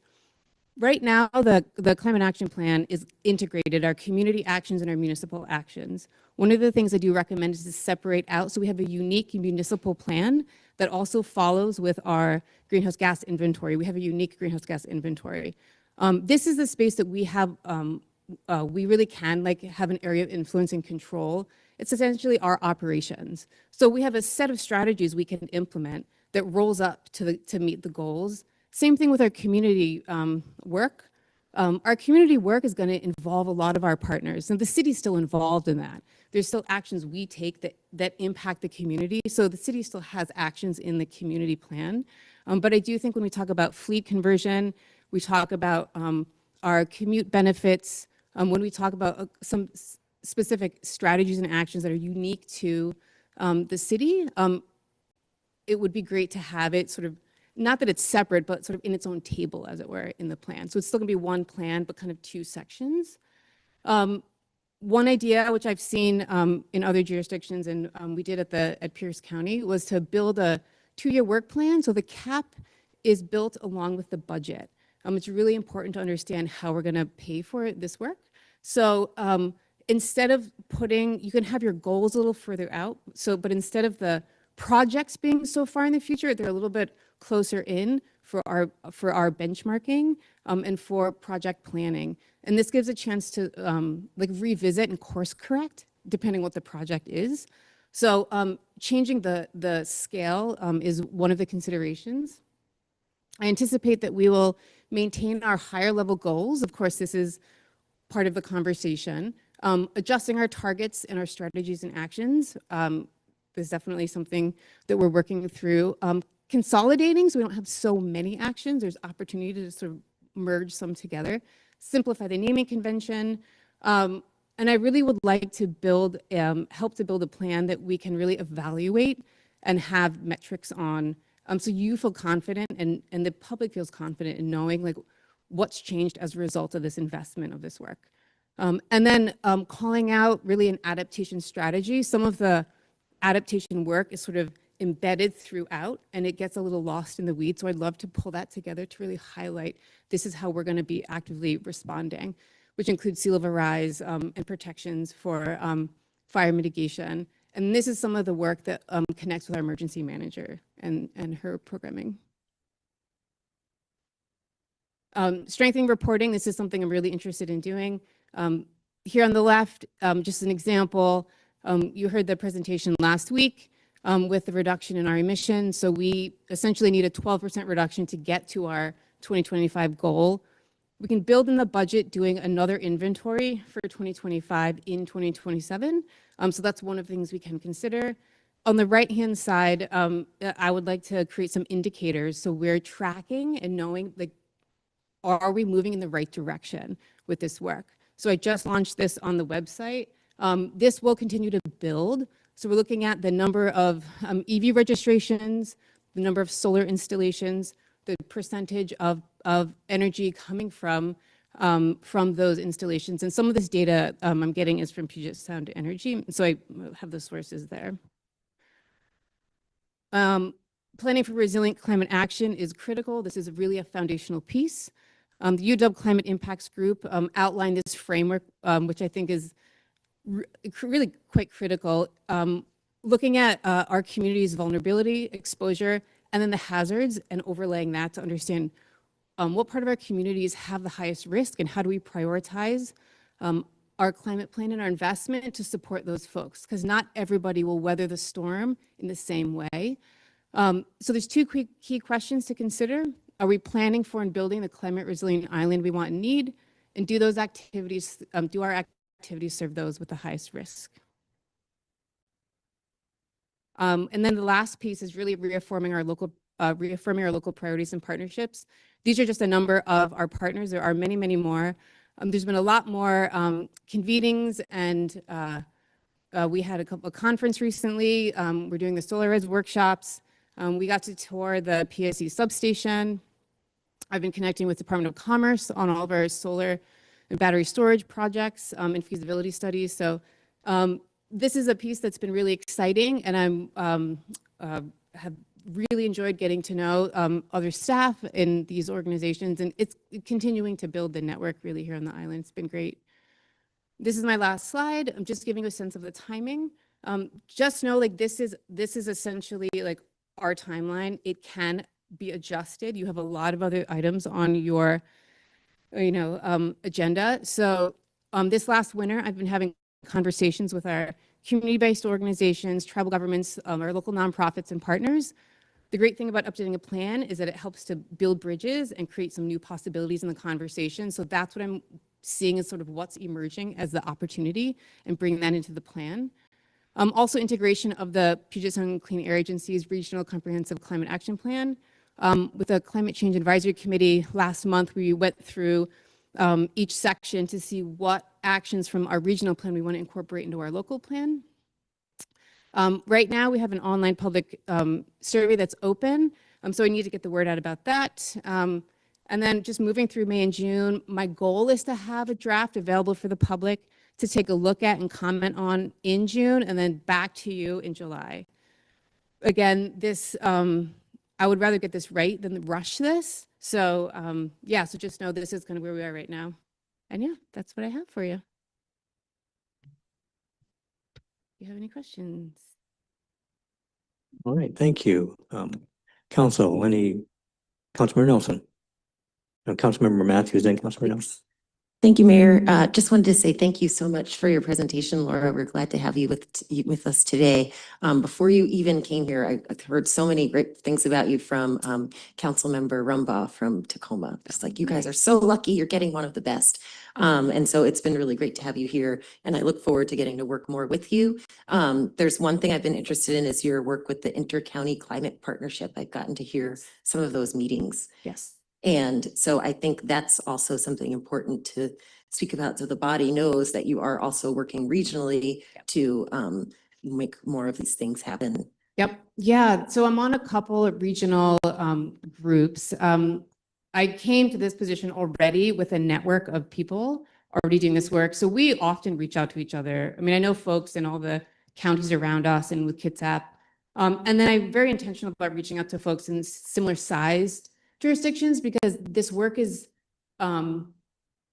it's been such an interesting learning coming from the county to the city. It's almost like being in a nonprofit where there's so much to do with less support in terms of staff, right? So I've loved diving into the work, but yes, the Intercounty Climate Partnership is a convening of interested residents from Edmonds who connected with folks here on the island to just pull people together and have the conversation. I think the audience for that is anybody who wants to join. King County has a climate preparedness collaborative, so I'm on those calls every month. They're awesome. It's so much learning and lots of 35, 40 different jurisdictions in with that group. I'm on different local government building decarbonization groups with climate solutions. I am working to just connect with folks doing similar work here on the Kitsap side. That's one of the things that's really is needed. I recently was on a panel for the Clean Air Agency, had their kickoff meeting for the Comprehensive Climate Action Plan, and I was on the panel representing local government, like small jurisdictions. And we were in a room of about 50 to 60 people, and I asked folks in the room, this is from the 4-county region, to raise your hand if you're from like Kitsap County side, and there were 4 people in the room. So there are not the same number of people in our local governments on this side of the water doing the work. And so that's something that with Kitsap County, with the Suquamish tribe, they have a climate manager, Hannah, and we've been connecting. I think it's just really important that we build in like a coalition to do this work is kind of critical. Yeah. And Councilmember Nelson, then Councilmember Scheider, and then Deputy Mayor Itopoulos. Yeah, I just want to say thank you. Great work. I'm very supportive, and I love the heat pump work, obviously. And I also really love the goals around adaptation and resilience, especially since I can think of no one who believes we're actually going to meet the 1.5 degrees Celsius target from the Paris Agreement. So it seems like that's sort of been a shift for a lot of folks in this area. I think my main question is around, so when the consultant presented their work, you had this impressive 71% reduction in municipal, 14% reduction community-wide. What I didn't see in there was a total reduction number. I also saw that consumption wasn't included. And then I might be wrong about this, but it seemed like some scope 3 emissions were included and some weren't. Yeah. And so I guess what I'm trying to understand is, what is the total reduction since 2014? And are we on track to meeting the 90%? My math says it's somewhere around 15% reduction. Is that right? Yeah. So, I mean, according to the report we just received, it looks as though we're on track to meet, our 2025 goal, right? I mean, that's why you have interim benchmarks to know if you're heading in the right direction and if you need to adjust your goal or if you need to adjust your programming, your projects, your policy, right? I think looking at the emissions reduction specifically for the community and then for municipal separate is helpful because the strategies are going to be a little bit different for each, right? I think it was the municipal emissions was like 0.3% of the total. So it's really quite small, right? And then what was there's another question you had about, adaptation. Just making comment. Okay. Yeah. And then if you're separating out the sort of municipal and community, are you going to keep the 90% goal? Are you going to have separate goals? What's that going to look like? Yeah, I was thinking keeping it the same. Okay. Yeah. Yeah. And that's a discussion that we can certainly have. Okay. Well, thank you. Councilmember Scheider, then Deputy Mayor Itopoulos. Thank you, Mayor. Laura, thank you so much. This is really great. I know a lot of us were just sort of seeing the march towards the very first climate action plan. And I think my question is around how can we convince the community that we're on the right track or we're not, but I mean, I think in many ways we are. What levers have been pulled to get us there? Because I know some of it doesn't really depend on us. It's more depending on the state having pushed PSE to decarbonize. I think that any good news needs to be shared broadly with the community so that there is a sense that it's not futile, right? And that community actions are making a difference. So there's that. And then I definitely agree with you in separating out the municipal from the community, partly for the same reason, because we do want to kind of take credit. I mean, I don't want this all to be a taking credit game, but in a way, it's building a vision. You kind of have to take credit for what good you've done in order to create a vision, in order to convince people that it's worth it, right? So what do you think are the big takeaways that you would want the community to know about where we are now? And do you need any help with getting the word out? Yes. So I agree. I think in this work that is particularly pretty intense, right? It's really important to celebrate your successes or celebrate joy in it. One of the things I've seen here on the island is the level of commitment and interest and the very fast organizing that I've seen happen here is pretty incredible.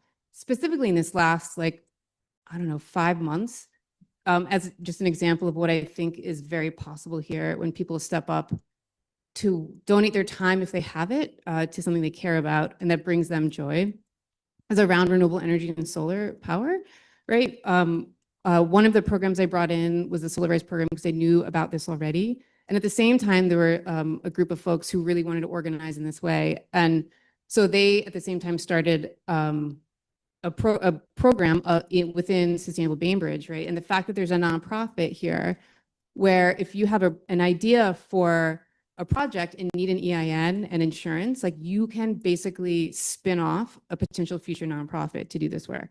So that to me seems like that's a great structural piece to have in the community. So what I saw was people coming together and very quickly organizing the Solar Collective at the same time that I was organizing on getting people together for this group purchase program to reduce the cost and provide education around solar power for their homes, right? So I think this approach is awesome, and I would love to work with other folks on other topics. Similar with the sea level rise work, right? There is folks really passionate and interested in this topic. And for me, the impact is really about a reflection on our connections to each other and our strategic conversations. So I see a lot of opportunity with our public partners to align our strategies and come together if we have similar goals. And there's all kinds of models to do that. So I think we have a lot of opportunity for the way that we work together.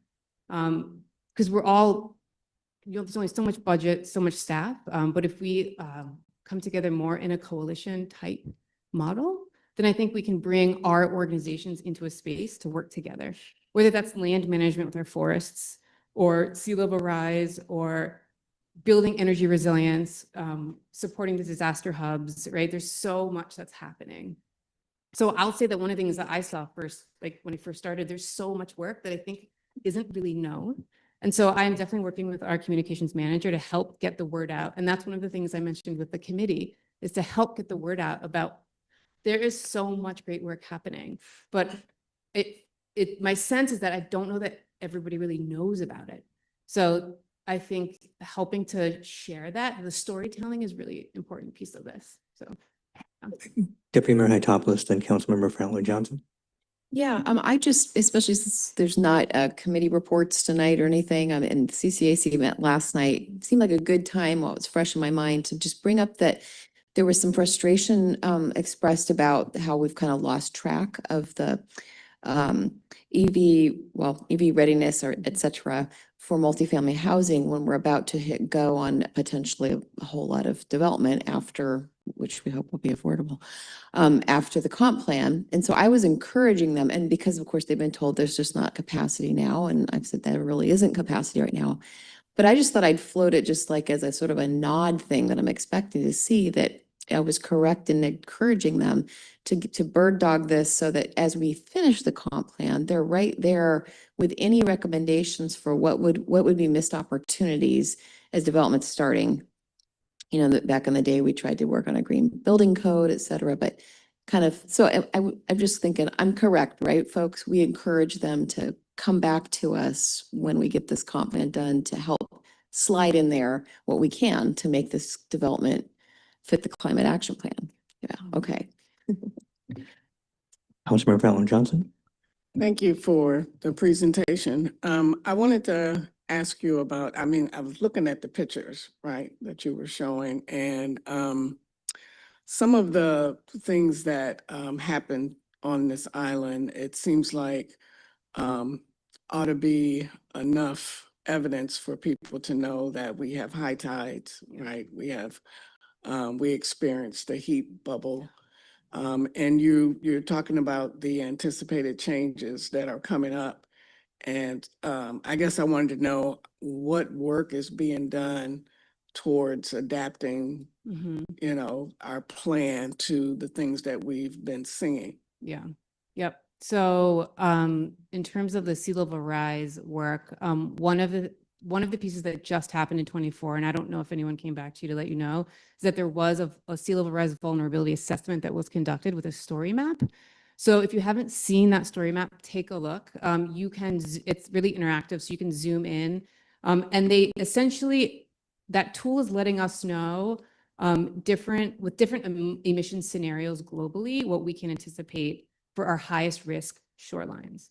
So what comes next with that is like the next body of work, is what is our role as the city in that space. The shoreline management program, there's a big significant update happening at the state level.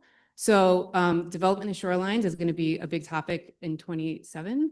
So just know that that's coming. And this is a piece of it. One of the things we're going to need to do is identify essentially hazard areas along the shoreline. Now, what that means what happens within that zone is I'm not sure of, but what I have access to are other municipal climate folks all around the country where we're sort of trading notes, right? We're not alone in this, having to face this issue, right?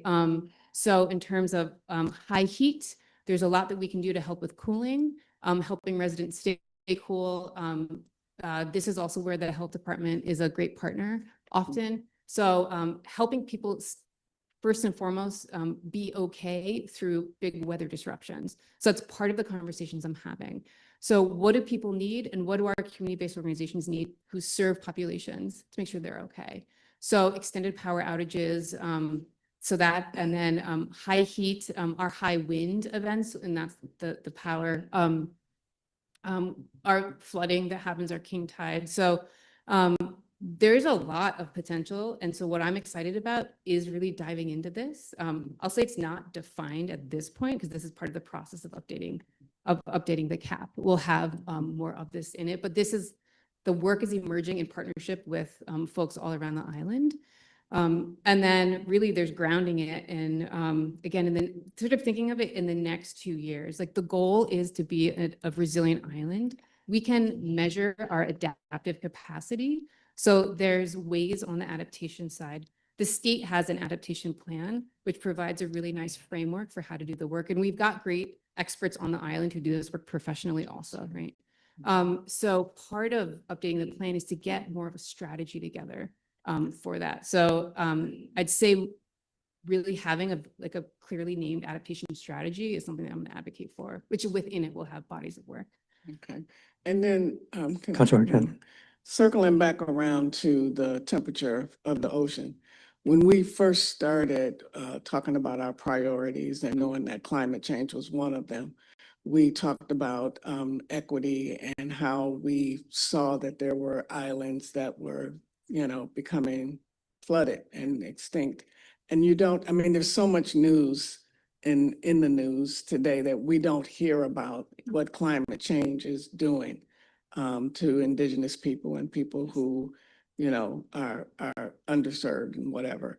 We don't hear about that anymore. And so to Councilmember Snyder's point, how do we let the public know that these things are happening? And, you know, we're an island and we're trying to make sure that we don't become flooded or.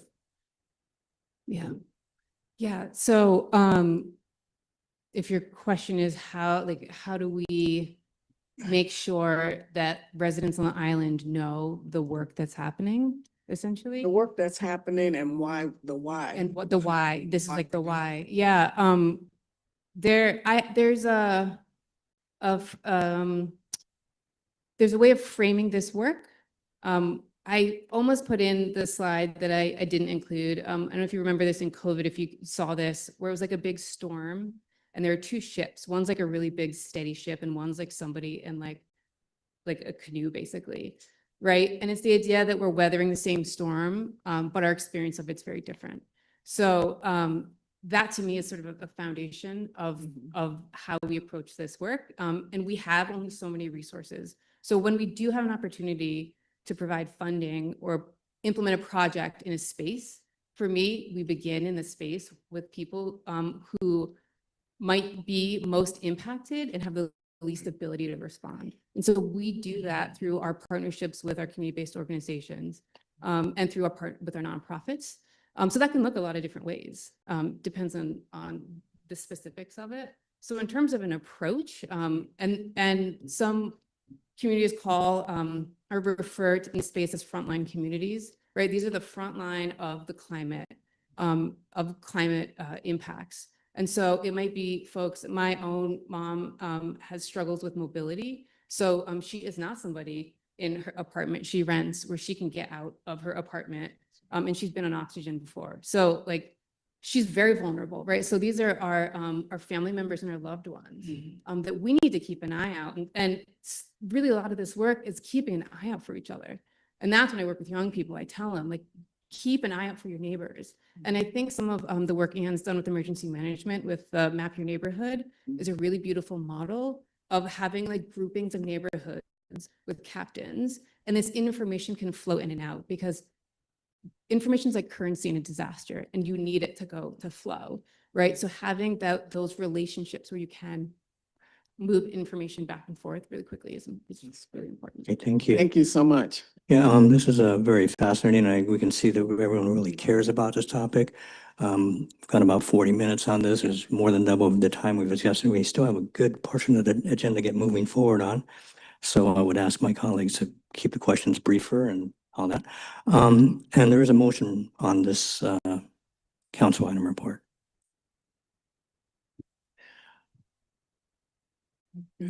I move to direct the interim city manager to implement the process to update the climate action plan as outlined.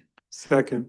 Moved by Councilmember Fowler Johnson, seconded by Councilmember Nelson to move this forward, directing the city manager to make that possible. Any further discussion? All in favor, say aye.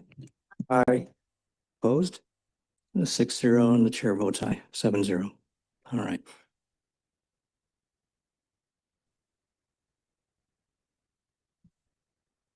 Now we're on item 7C, receive an update on the comprehensive plan and Winslow sub-area plan update process.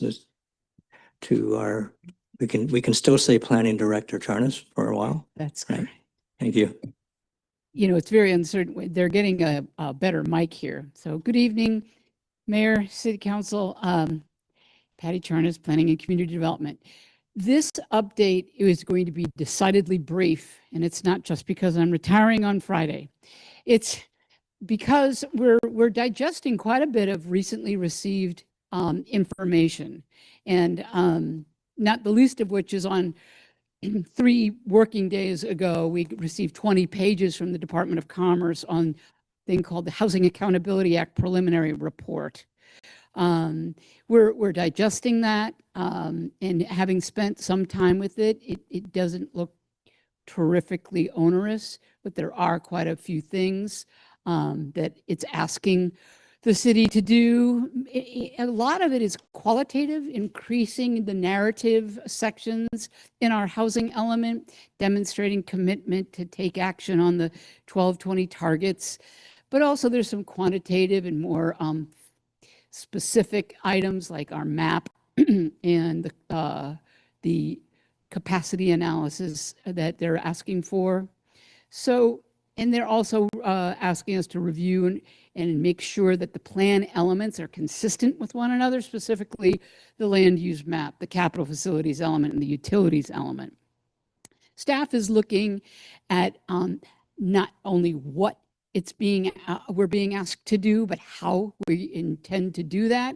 And the good news is we've asked our senior planner to put together a game plan where we itemize the items that are being asked of us and give a sense of where and how we're going to take action on those. And then we'd like to share that broadly.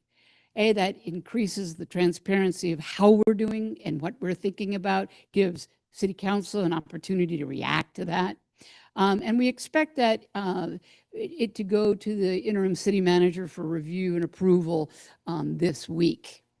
We also have had not a whole lot more time to digest all of the 9 or so motions that you made a while ago at your study session. And some of this also is being called for by Commerce. So that's nice that you both are asking for the same thing. And these are very specific as well. So they too will be incorporated into this game plan that we intend to share with you. So a couple of notes. There is no motion that I'm asking for you tonight, where we are promising a plan of action to synthesize both of these bodies of work, your motions and the Commerce letter.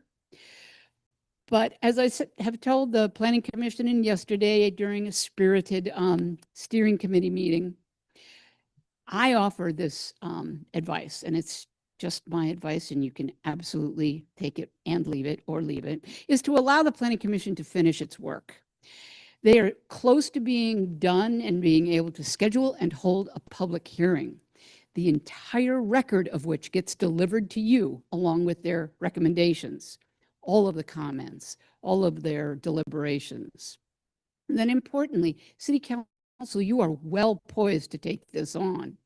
You've already indicated that in terms of some of the reactions and actions that you've discussed about Planning Commission recommendations. The Planning Commission phase done, you receive that recommendation, that body of work, and then you guys get to work. This provides a little more certainty, especially to staff, which, we are short-staffed, but it avoids and prevents that boomerang effect that we're seeing in the Planning Commission when they hear about certain council actions and reactions that direct a different direction. But you all will do what you're going to do. And then finally, I'm handing off this job, this work, especially the comprehensive plan, to a highly capable planning manager, Darren Buchanan. He has really pushed himself up the curve of knowledge, and he's astute, he's responsive, and he's a hard worker. And all I ask is that you give him grace. Thank you very much. Thank you, Planning Director. Deputy Mayor Itopoulos. Well, this is really just, in a sense, a report back on what happened yesterday in our spirited conversation, because I would characterize it as actually the council and the commissioners who are present worked very well together. We're pretty much on the same page about everything. And we have a lot of concerns about process, about the state, about how we move forward, et cetera. But it felt quite united. And so I just wanted to be really clear about that. I don't think that is there any question of that? Thank you, Deputy Mayor. Any further comments? Councilmember Matthews. Thanks, Mayor. Thanks so much, Director Charnas. So I just wanted, it's a later agenda item, but it might change things that I'm going to be moving to withdraw one of our motions. So stay tuned. Thank you. Item 7D, authorize the interim city. Mayor? Councilmember Nelson, sorry, I didn't recognize you. Sorry. No, I just wanted to quickly also reiterate what the deputy mayor said, which is that I really did feel like among the 3 council members and the 2 planning commissioners that were there, it was I felt like we were all on the same page, and I felt like it was a good dialogue that I felt was very productive at the steering committee. So we'll leave it at that and we'll see what happens. Councilor Scheider. Thank you, Mayor. I think one thing that came out of the steering committee meeting that I'm thinking is an action on our part is to come up with questions for the next time that we're dealing with this as a council, in which we are also, I think, going to have someone from Commerce here, or I don't know, maybe multiple people from Commerce here. And so if we can craft those questions ahead of time and maybe give staff a chance to craft them with us so that we're kind of speaking a common language with Commerce, that would be great. So I think that's our marching orders, right? Thank you. Any council members that haven't spoken yet wish to speak? Councilmember Land? Yeah, just one more question on the timeline. I know that the city webpage has May 14th is listed as the public, and that's just a placeholder, I think. But my question is, has it been determined, and maybe the steering committee folks can answer this too, how Commerce is going to be participating in, when they participate, there's still no guidance yet.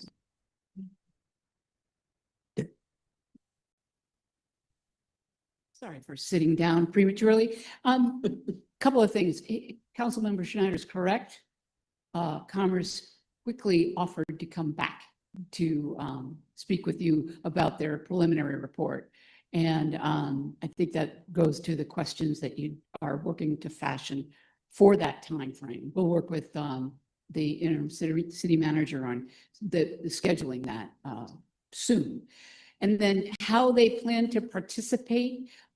Right now, the only thing we know of in that final letter that wasn't contained in their earlier draft was that they want to be alongside any public hearing that City Council or Planning Commission holds.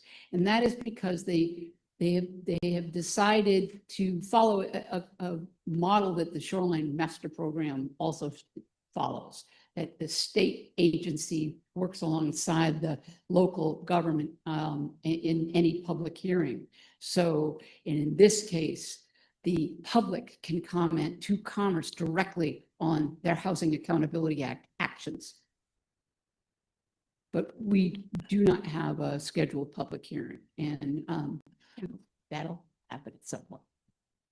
Thank you. I believe it was Deputy Mayor Hytopoulos and then Councilmember Nelson. Yeah, I guess I felt a little differently than Councilmember Schneider after the meeting, that in fact, what the momentum in the meeting was it felt like the commissioners and the council members were largely trying to articulate a proposal, as in, if A, B, C, and D, then is that not a plan to communicate to Commerce? And we were kind of not on the same page with staff. And so if anything, I would suggest that, I mean, this is a perfect example of how great it is to have people from both bodies there to be able to talk and say, we're stumped. Why don't we propose this? So I actually think that maybe the steering committee or a subcommittee, the steering committee should come up with some questions. Okay. Councilmember Nelson.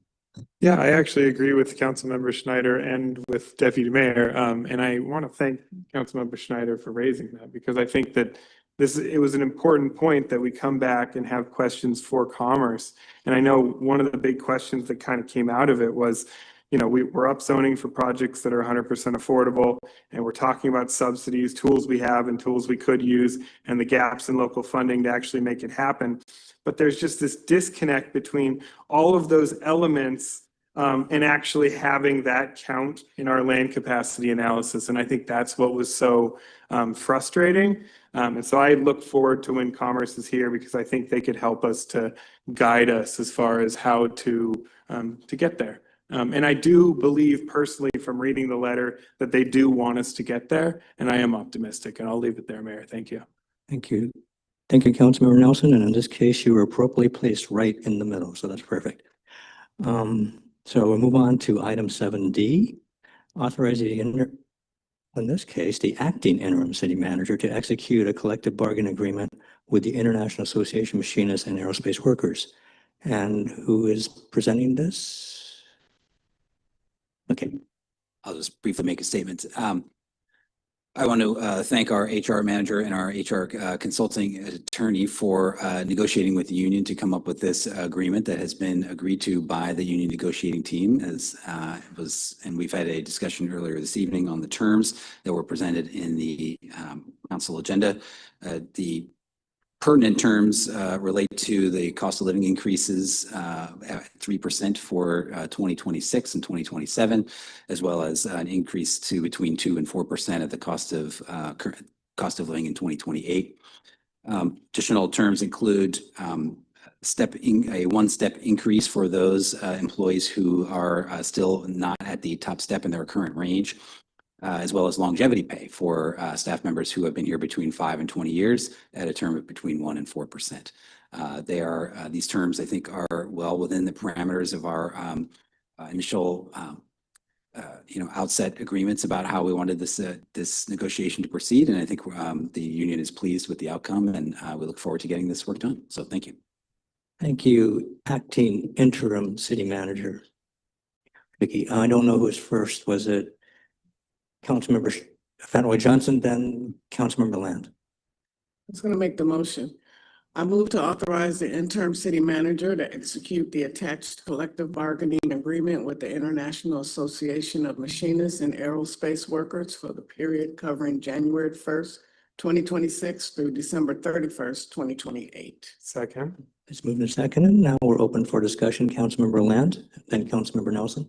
Yeah, my comments will be short and sweet. I just want to say that I very much appreciate the union and the city working together. I know it was quite the process, but yeah, I think everybody hammered it out. And I think whether you're in the union or not, as the adage goes, rising tide floats all boats. So all staff should be happy. And I think we as a council who supports staff should feel pretty good about this. So I thank you all parties very much for this. Thank you. Councilor Matthews, then Councilmember Nelson. Thank you. Thanks, Mayor. I echo everything my colleague Blant just said, and just wanted to just convey how much we appreciate all the staff, whether represented or not, and really appreciate what they do on the day-to-day here on Bainbridge Island, and look forward to going forward, and just glad this all worked out and glad it happened. Councilor Nelson.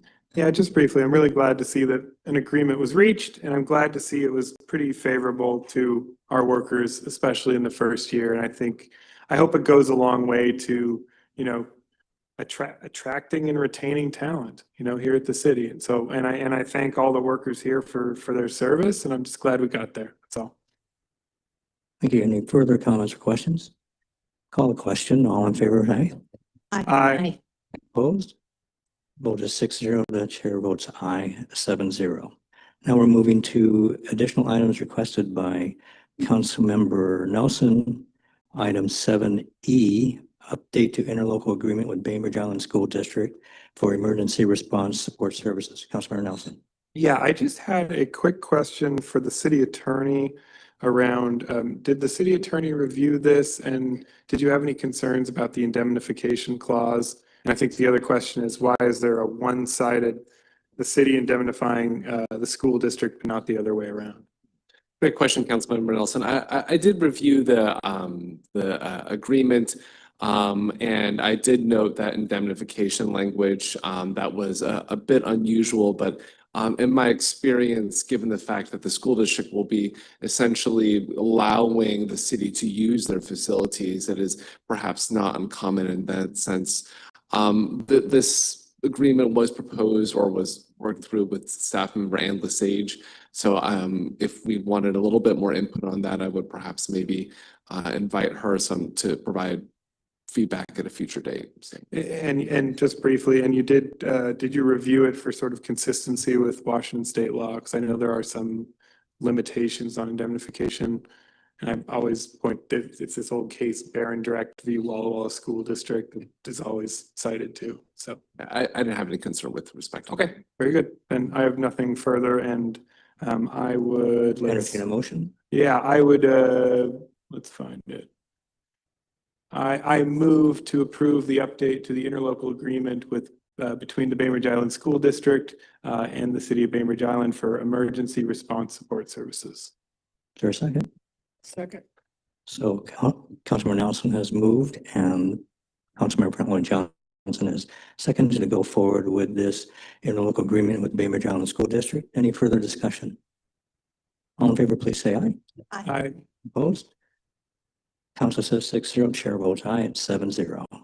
Thank you very much, council. And now to item 7F. Authorize the Oh, It's 7F now, DEF. We just did, we added these to regular business. Okay, right. Authorize the acting interim city manager to enter in a professional services agreement with Interfluve Inc. for the design and permitting of max dam removal projects, $375,633, storm and surface water management fund. Councilmember Nelson. yeah, I just wanted to get a brief description from our AI city manager on what the project was, and just confirm that this is something that was already included in the budget. Sure. I'll answer the second question first. Yes, already included in the budget. This is a project that's been around for quite some time. The original scope of the project is to replace a failing deep culvert underneath of Eagle Harbor Drive near the McDonald's intersection.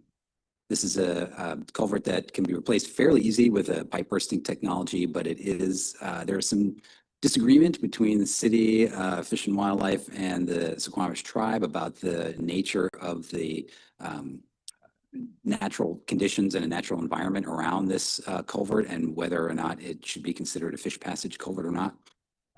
It is a very deep culvert. It would be a very expensive, potentially a bridge or some sort of situation if it was to be replaced with a fish passage structure. So we have been looking for opportunities for ways to mitigate that project to allow the tribe to feel comfortable enough allowing the HPA to go forward without a potential appeal.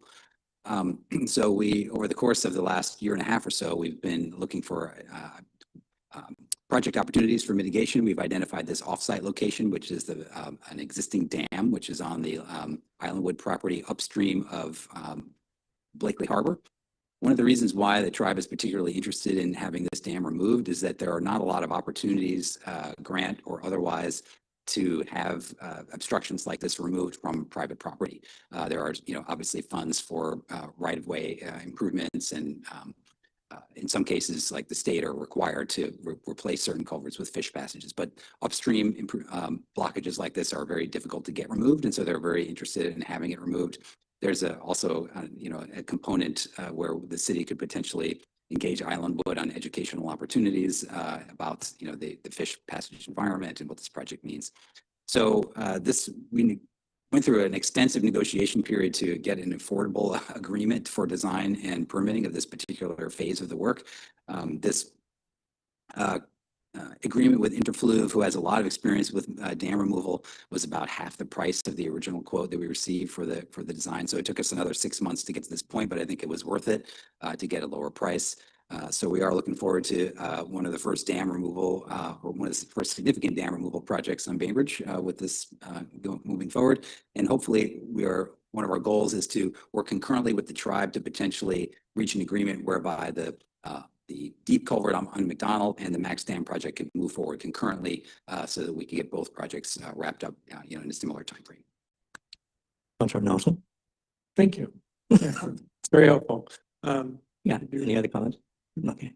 And I just want to point out, Councilor Nelson, thank you for pulling that, because it's actually a good news story, and I'm glad you brought it to people's attention. So I appreciate that. Let's see, where are we at? 8, communications, 8A. Point of order. Oh, sure. I want to make a motion. Oh, we took it off the consent, sorry. Yes. Councilor Nelson. Okay, so I move to authorize the interim city manager to enter in a professional services agreement with Interfluve Incorporated for the design and permitting of the Max Dam removal project. Second. Moved by Councilmember Nelson, seconded by Councilor Scheiderer to move forward on this project. Any other further comment? All in favor, say aye. Aye. Opposed? 6-0 council vote, and the chair votes aye at 7-0. Now on to 8A.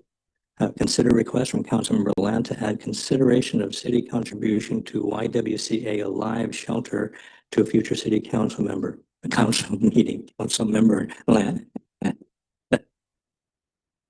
Thank you, Mayor. Yes, so I appreciate this being under the communications umbrella today. So I'll start out with just a little note about what this is about, and then give you my ask or give you my request. Bainbridge Island does not have temporary shelter options for individuals experiencing domestic violence. And as a result, local police and court personnel refer those in need to the Alive Shelter, which operates at a confidential location in Kitsap County. The city's own website directs community members to the shelter.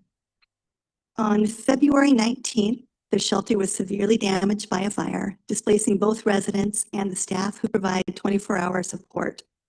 This incident has disrupted access to essential services for survivors throughout Kitsap County, including those from Bainbridge Island.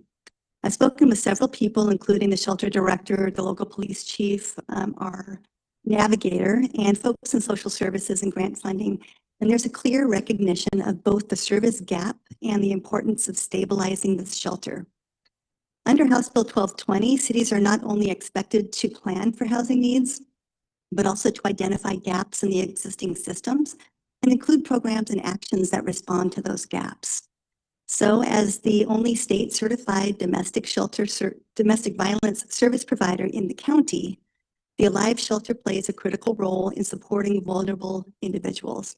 And given the city's reliance on this resource, I ask the council to add consideration of financial support to the YWCA Alive Shelter for a future business meeting. Thank you, Councilmember Lance. Councilmember Nelson. I was going to second that. Is that a motion? Consider that a motion. Yeah, I second. Any further discussion? Just have one. What is the city council's amount? Is it 200,000? I think 200,000. 265? Yeah, 200,000. Okay, very good. Thanks. All right. Any other comments? Councilmember Matthews. Thanks, Mayor, and thanks, Councilmember Lant.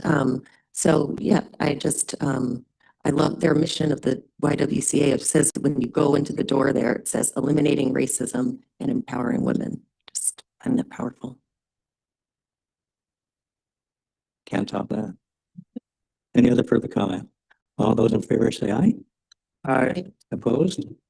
Council votes 6-0, chair votes aye 7-0. Number 8B, consider request from Councilmember Scheiderer to add an agenda item to vote on creating a subcommittee to collaborate with the Washington State Department of Transportation on Highway 305 High School Road roundabout options.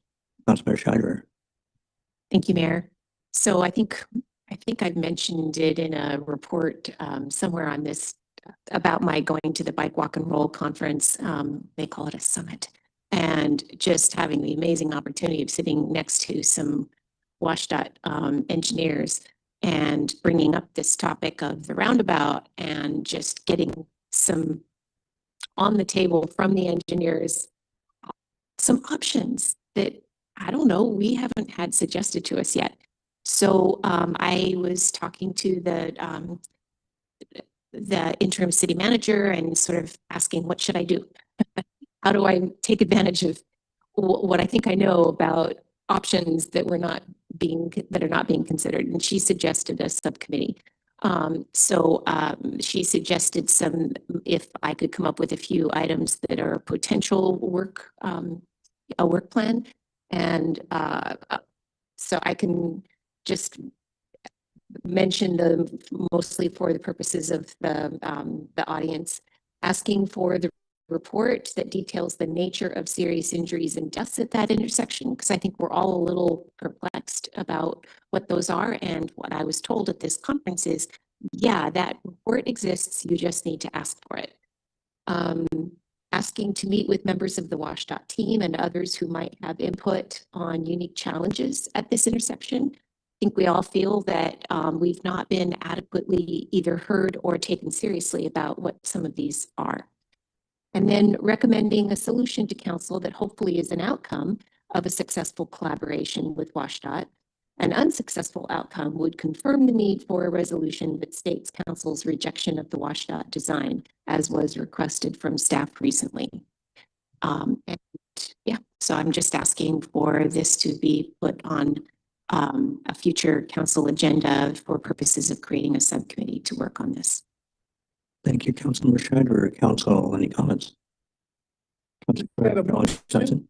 No, but just a suggestion to move it forward, I think. Okay, well, yeah, I support this. I think. Well, it's a discuss to discuss. So Right.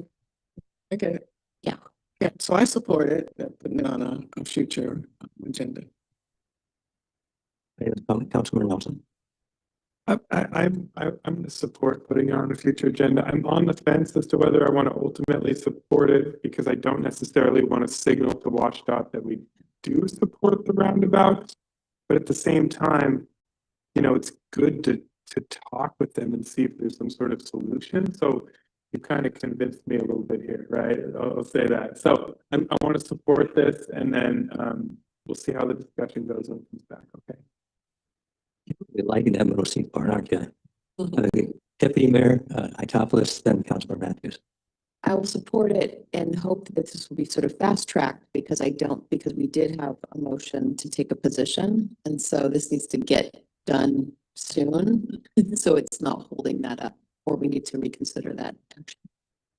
Councilor Matthews, then Councilor Lawyer. Thanks, Mayor. I'm going to support this, Councilmember Schneider, and I think it continues the conversation and gives us more opportunities to dialogue and collaborate. I agree with Councilmember Nelson that I don't want this to telegraph support, but I think they're pretty clear that we are not in support. And so I do support this. I will say that there was some social media talk this weekend with a photo of the storage issue, and I did send the photo, but I didn't get any response. Councilor Land.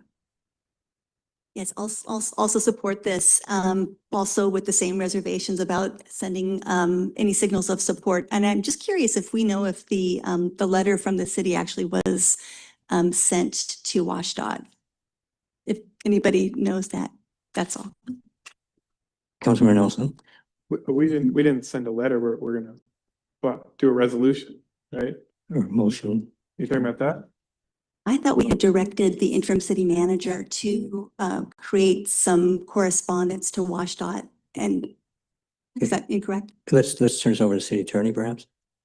Yeah, my recollection was that City Council had directed my office as well as the interim city manager to develop and bring back to council for consideration a resolution. The city manager, interim city manager, and I are still working on that resolution. Obviously, the wording of that resolution is going to be very critical. So, yeah. Councilor Nelson. Just one. I also just want to say I don't think that what Councilmember Schneider is proposing should necessarily stop us from doing the resolution, because maybe that's just something that goes into the conversation because we don't support it now, but maybe this conversation ends up with something that is good for everyone. So, thank you, Councilman Nelson. Councilman Schneider. Thank you. I just wanted to respond quickly that I think that our resolution is a little bit of leverage, and we shouldn't spend that leverage right away. Because I was also approached, at that conference by someone who was aware of that being in process. And she was suggesting, well, if your council decided to ask us to do this, then we wouldn't, we could consider something that hadn't been out there on the table previously. So consensus is that we will continue this discussion to have a discussion. Got it. All right. K8C, consider request from Councilmember Nelson to add an agenda item on amending resolution number 2025-18 to extend the deadline for final adoption of the comprehensive plan to August 18th, 2026. Councilmember Nelson. yeah, and this is a simple request because it's no longer the case that we're going to adopt our update on June 30th, and then it's going to be assumed to be compliant. If you look at Commerce's letter, it says the jurisdiction, this is a quote, the jurisdiction will remain out of compliance until it amends its housing element and/or housing development regulations to be consistent with the requirements of the RCW, and Commerce issues a decision of compliance. And so even if we, adopt our plan on June 30th, we have to wait for Commerce to come back and say it is compliant.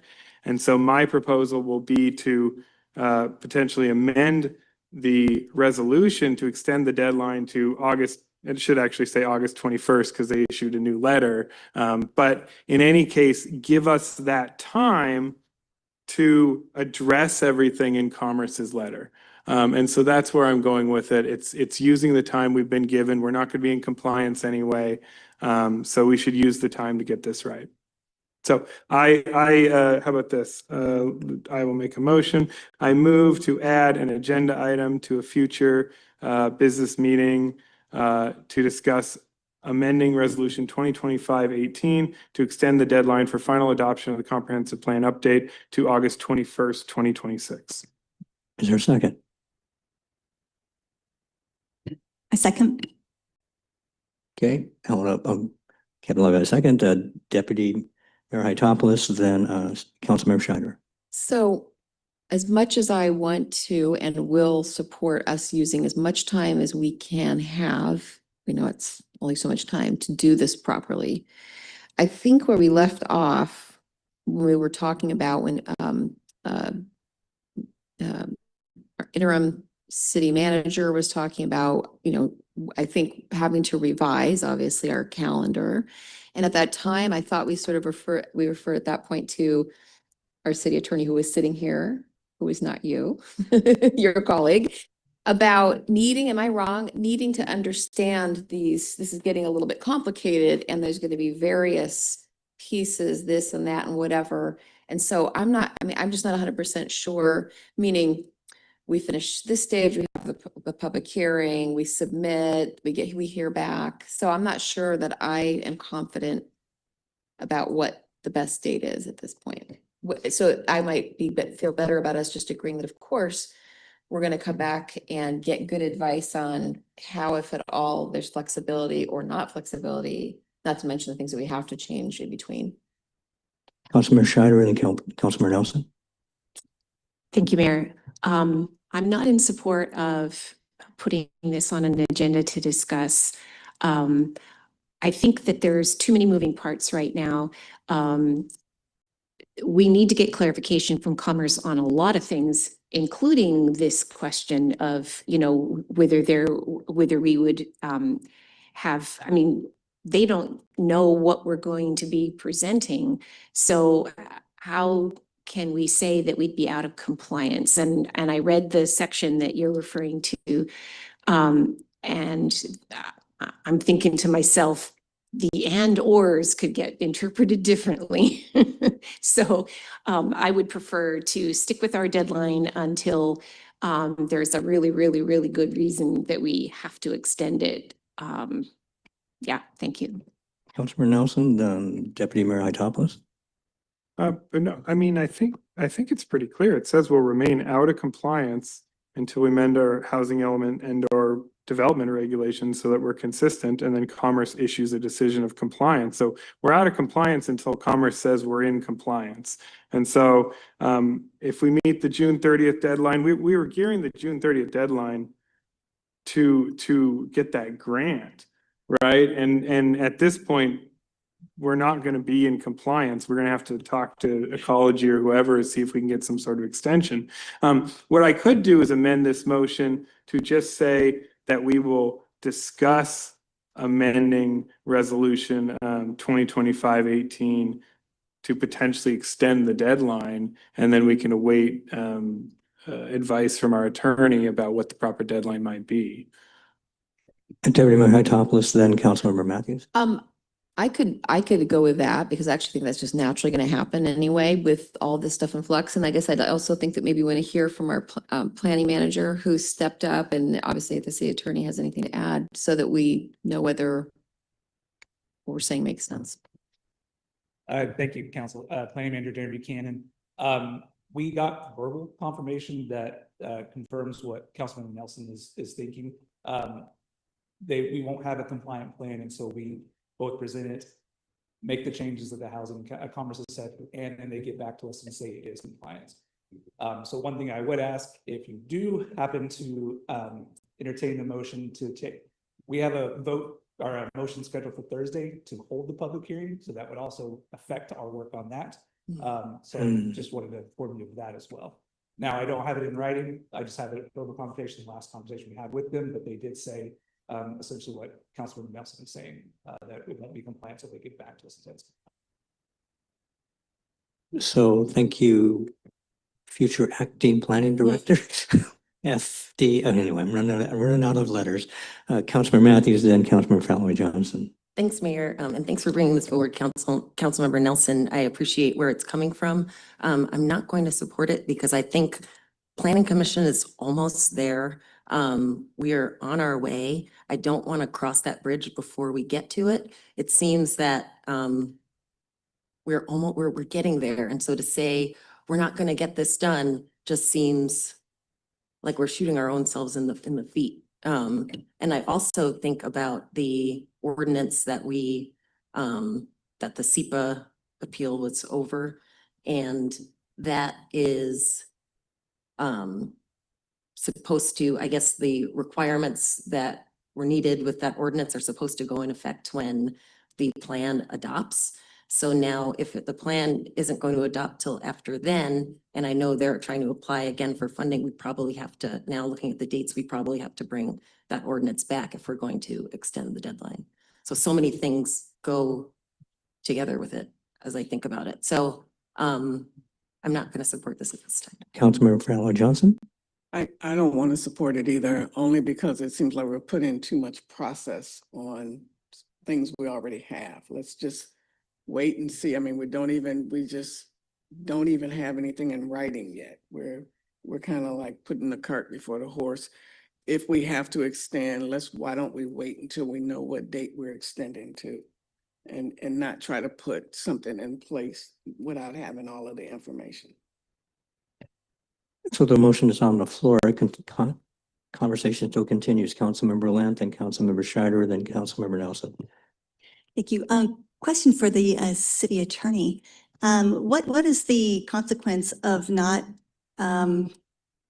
if we don't meet the resolution, that date? If we don't meet the deadlines in the resolution itself, now the resolution is self-imposed by city council, so I guess a way to put it is there's really no consequence to, but like if we don't meet the deadlines within the resolution. Now, of course, we also run the risk of, not getting grant funding while we're out of compliance, and other potential consequences involved in state law. But the resolution itself is, there's not much in terms of. Thank you. I just wanted to clarify that because I know it's self-imposed, and what it's doing is putting an artificial deadline on the work of the Planning Commission, that they could be doing work a little less frantically. I think there's been a placeholder for a public meeting for a couple different dates, and I think that alone is, I don't know, I think it's pushing the work. I understand the work needs to be completed ASAP, but that doesn't mean that if Commerce is going to give us a certain amount of time, I think we can also take advantage of that and still be in compliance whilst we are out of compliance with Commerce. So I am in support of changing the date, or at least acknowledging it's self-imposed, and that the Planning Commission and staff should be able to do their work as it's being done, Councilmember Scheider, then Councilmember Nelson. I hope this will wrap it up. Yeah, so just really quickly, I guess what's unclear to me, and I don't even, if we extend our deadline, then it seems like Commerce is thereby going to have to extend their deadline for getting back to us. If they can't, I mean, I don't know how they could turn it around in just a few days. So in any case, I'm going to stick with my previous need to not support this. Hopefully, final word, Councilmember Nelson. I'm just going to say that the deadline is the deadline that they've given us to submit it, not for them to receive it and review it.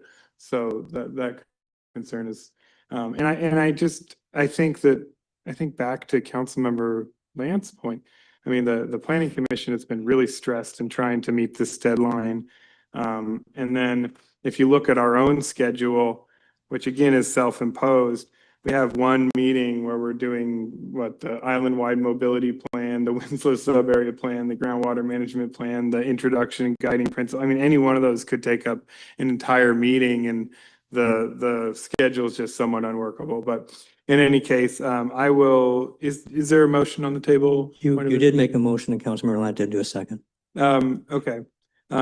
And I would like to I move to amend that motion to say let me strike the motion. I move to add an agenda item to a future business meeting to discuss amending the deadline in resolution 2025-18. Second. There's been moved and seconded with the new language. Does everyone understand the new language? Any further discussion? I'll just say one thing for my colleague is that this can be put on any future agenda item. And I think we can bring it up when we need to, when it gets a little bit closer, but that we kind of have a placeholder to discuss this at a future meeting. Any further discussion? I'll call the question. All in favor of the motion, say aye. Aye. All opposed? Nay. 3 yea, 3 nay, and chair votes nay. The amendment's defeated. Back to the original motion. So that was the motion. I withdrew it and made a new motion. I thought you said that was the amendment to the motion. No, I struck the motion and then I made a thank new you. motion. So Right. that was on the motion. Well, thank you very much. Misheard you. Heard you. Okay, now we're to item D, and this is a Councilmember Matthews' request about reconsidering a motion that was passed. Yes, so last week, I think around 10 p.m., I made a motion. And I think I was struck by Marcia's comments today about all the math we've been talking about. And this was referring to the base FAR of 0.5. And then I listened to the steering committee yesterday and heard more non-clarity. And at last Thursday's planning commission, they were also unclear. And so I have to take some risk. I probably was unclear in the motion. When I listened back to the recording, I said all the things, but they don't come across in the motion. And then I saw a social media post by one of my colleagues telling the public that we had set the base FAR at 0.5, which was not what we did. It was direction to planning commission. And so for that reason, for how it was not clear, we all thought the motion meant different things when I've heard it back from us. It didn't give clear direction to the receiving body. It was misinterpreted to the public. And the PC is completing their work and will hold a public hearing. And once it gets to us, then we can then make the changes that we see fit. So for those reasons, I would like to withdraw the motion. So if I understand this, since you were on the prevailing side and we passed it, we do have the opportunity to have reconsideration rescind. So this is the motion before you. There is no second. Is there a second? Second. Councilmember Franklin Johnson seconds. Councilmember Nelson. What's the motion? Yeah. That's the problem. It's the original motion was, I never wrote it down. That was the problem. I have, hold on one sec. Yeah, it was, I move to direct the planning commission to proceed with the base FAR from 4.6.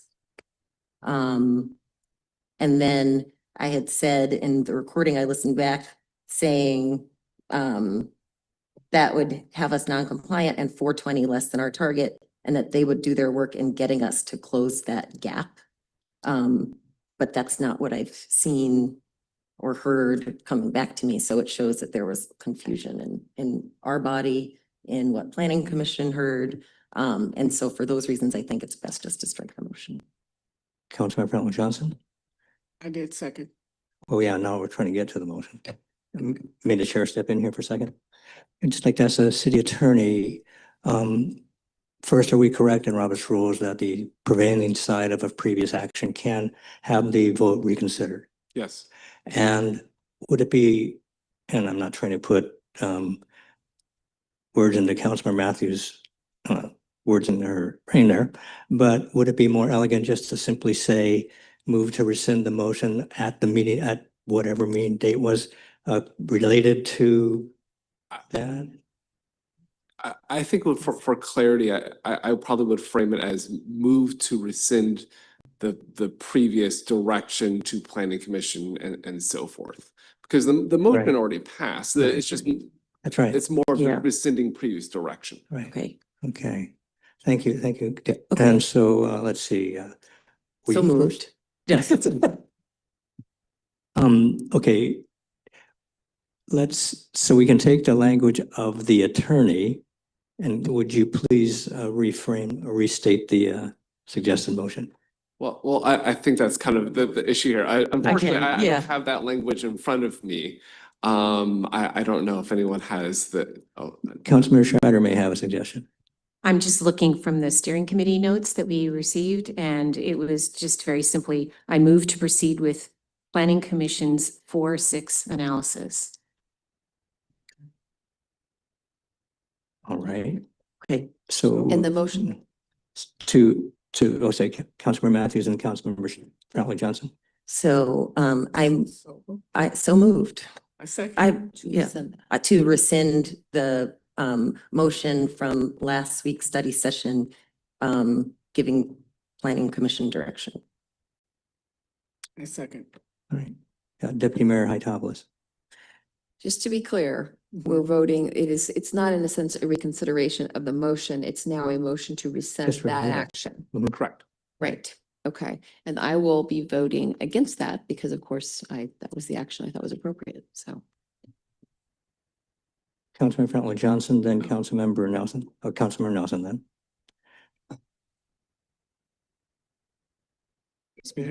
Yeah, I mean, I'm gonna be voting against it. This issue is now taken up 2 steering committee meetings, 2 planning commission meetings, and this is now the 3rd city council meeting. And it would be really nice to provide clarity to the planning department and to the planning commission.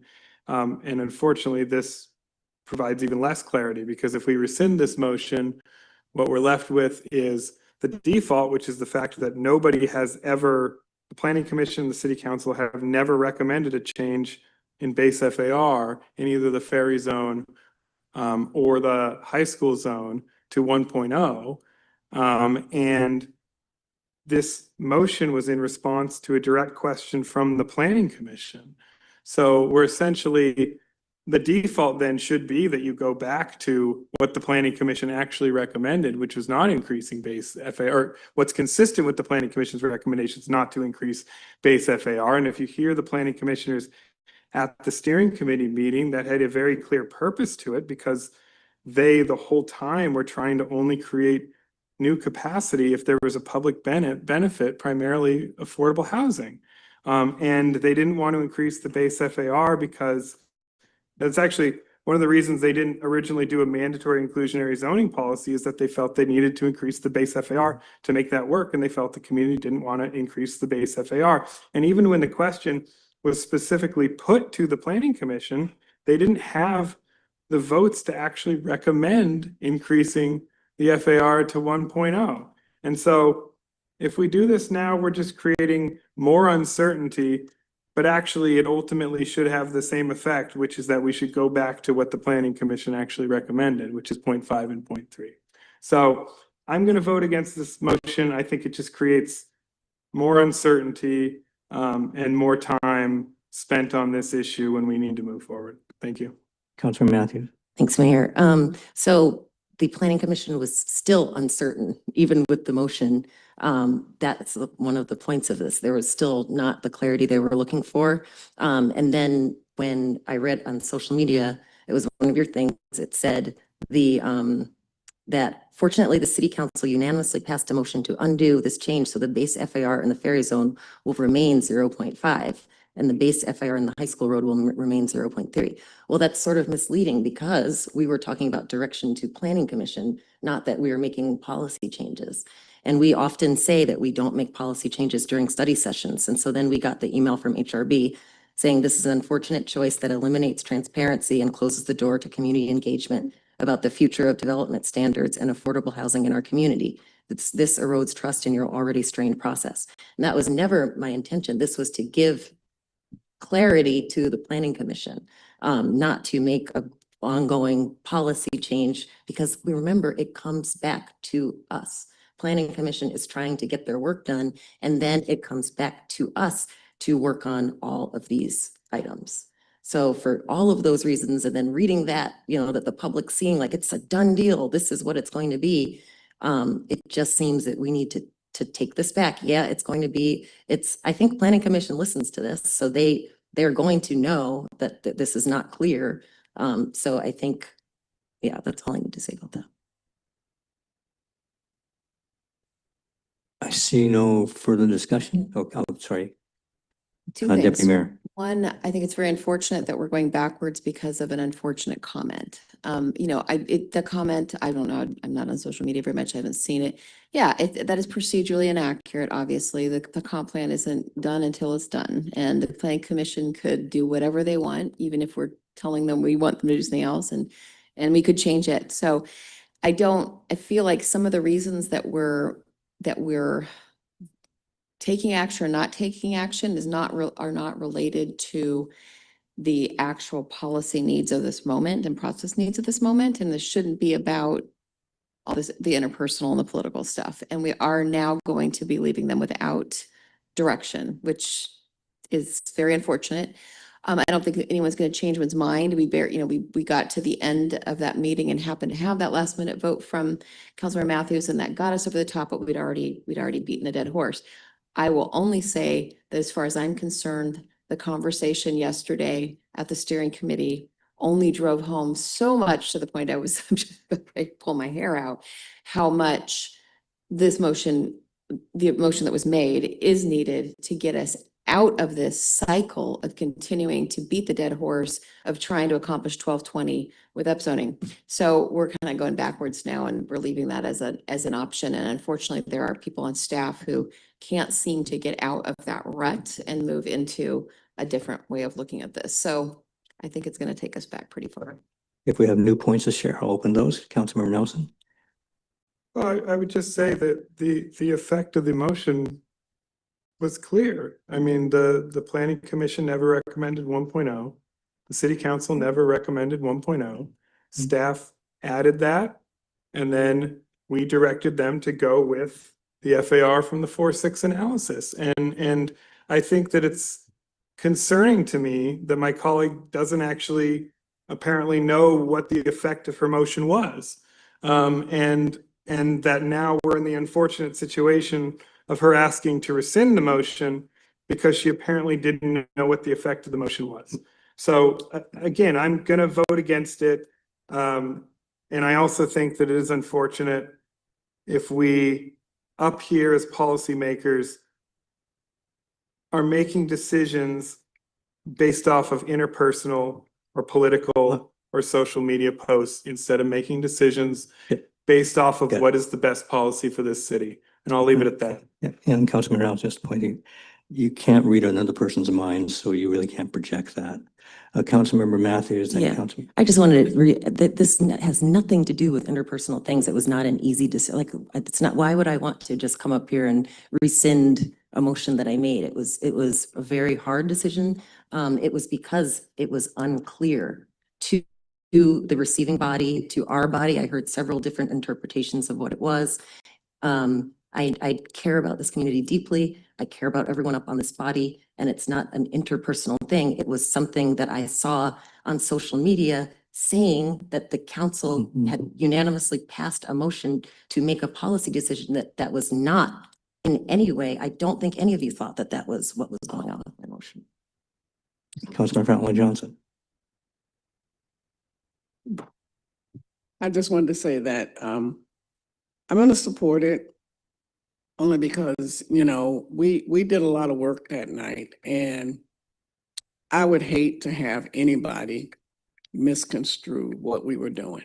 And that's what happened. I don't care how it happened, but that's what happened. And we're getting letters from people who are telling us that what we're doing is being a different way than what was intended.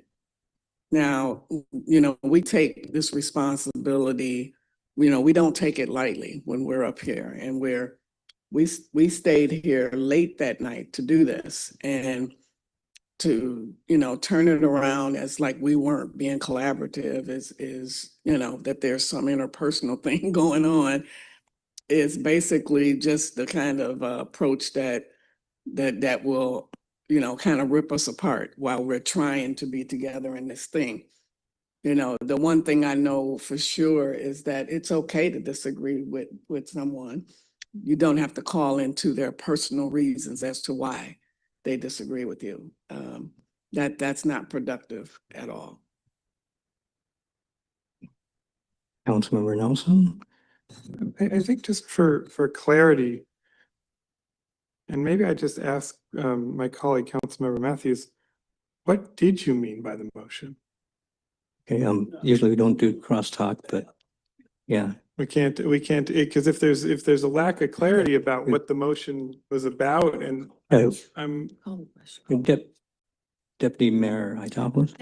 I think we need to remember how wrought this was before we somehow came to a vote at the end.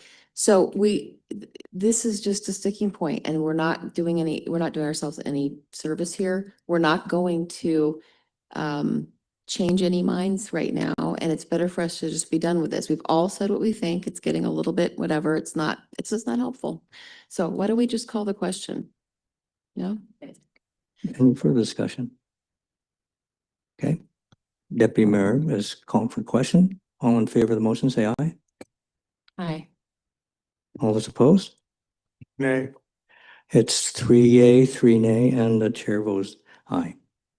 4-3. Thank you. Now we're on council announcements. Anything anyone would like to add?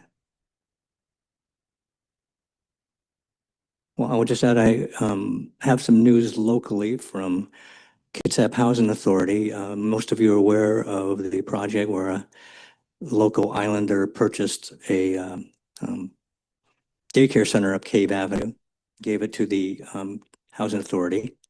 And the plan was to then take that building and make 4 units. Well, there's been a new wrinkle. The Bainbridge Island Kid Museum is reached out to the Housing Authority, and they would like to put their preschool daycare thing there. And so the authority will have 3 years of profit, of which we were not planning to have. It's just going to be an empty building for 3 years.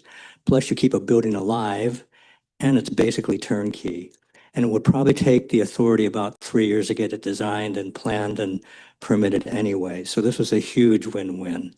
And I really like it when a nonprofit and a government agency can come to a win-win decision. And I think it's going to be really great for the people on our island who use Kid Muse preschool daycare. So just want to, and one other thing. And the folks have met with our planning staff, and have come up with an interesting design that we're in agreement with our city, that we're not going to be 4, but it could be 10 units of exactly the same size. It's a different arrangement on the property. So just sharing, that was fun to have that this morning. It's good news for me. Councilmember Matthews and Councilmember Scheider. Thanks, Mayor. So last Friday, I had the chance to act as a crossing guard for the Suquamish Renewal Powwow. And then that morning, Councilmember Lant, Councilmember Schneider, and I believe there's 2 of us or 3 of us were in the ferries meeting. I think all 3 of us, yes, were in a meeting at the PSRC ferry convening for the local ferry communities. So heard a presentation from Jenna Forty from ferries, also heard from John Clausen on FIFA. And one thing that was interesting to me was the 3 hotels that they classify as Bainbridge Island hotels. One was the Marshall Suites, one was Pleasant Beach Inn, and the other was the Clearwater. So it was just interesting seeing the hub hotels. Clearwater Resort on the Bainbridge. Yeah. Okay, sorry. Yeah. So that was interesting. And then Saturday were the African American Achievement Awards in Bremerton. Many community members were there. And then this afternoon here in Chambers, it was really great. The first youth engagement event happened here in City Hall, and it was really exciting to see youth from 3 high schools represented, really lots of great questions that got us thinking, and I'm really excited to see where this goes and how we have more youth engaged in our process. Councilor Scheider? Thank you, Mayor. I wanted to, first of all, just say that I jumped on the bus for the HRB tour of the affordable housing projects, and it was just great to, be on that tour. It felt like things were really being accomplished, even though it feels incredibly slow to us. So that was fun. And then I am not on social media very often, but it was brought to my attention by a friend that I was being brought up in a social media conversation. And so I just need to be sort of transparent here, because I thought I was being transparent all along, that yes, a year ago, my partner and husband and I and another partner bought a small commercial building that is, if you're upstairs in the executive conference room, you can see it from here. And Friday, May 1st, we will be moving my business Office Expats into that building. So it was brought up on social media that was an obvious conflict of interest. And so, since I can't respond, I can't really interject in those conversations. I wanted to, first of all, let this body know that I reached out over a year ago to our city manager and our then city attorney and was told that, no, it's not a conflict of interest. If it were something like a spot zone or something like that, sure, it might be. So anyway, I reached out to our city attorney now just to kind of update that. I haven't heard back yet. It's totally fine. But I just want to, I want to let y'all know I'm excited. So this is not me trying to hide from anything, but if we want an update on a conflict of interest, then sure, Well, I'll put that out there. thank you, Councilor Scheider. I just want to amplify. I think all the colleagues here respect you and you think you have the highest integrity. And you have talked about this project from this dais for quite some time. Yeah. And I believe that the previous city manager and the attorney were right, because just because you have a corporate building, there's a zoning thing happening there. It'd be like all of us would probably, if we're a homeowner, I've got to be qualified out because somewhere your home is in a zone area that's being considered for zoning. So it just seemed like a specious argument to me. And thank you, Ashley Matthews, Councilmember Matthews, for bringing that event up. It was really fun, and it's seen from 3 different high schools. Pretty fantastic. And I think I mentioned to you about St. Barnabas having their wonderful ribbon cutting on their solar event on May 30th. Well, I got the invitation, and they said they would love to have anybody else, including my colleagues up here. If you wish to attend, I'll send you that invitation and come and see this thing on May 30th. Anything else to add, council? Seeing none, we're adjourned.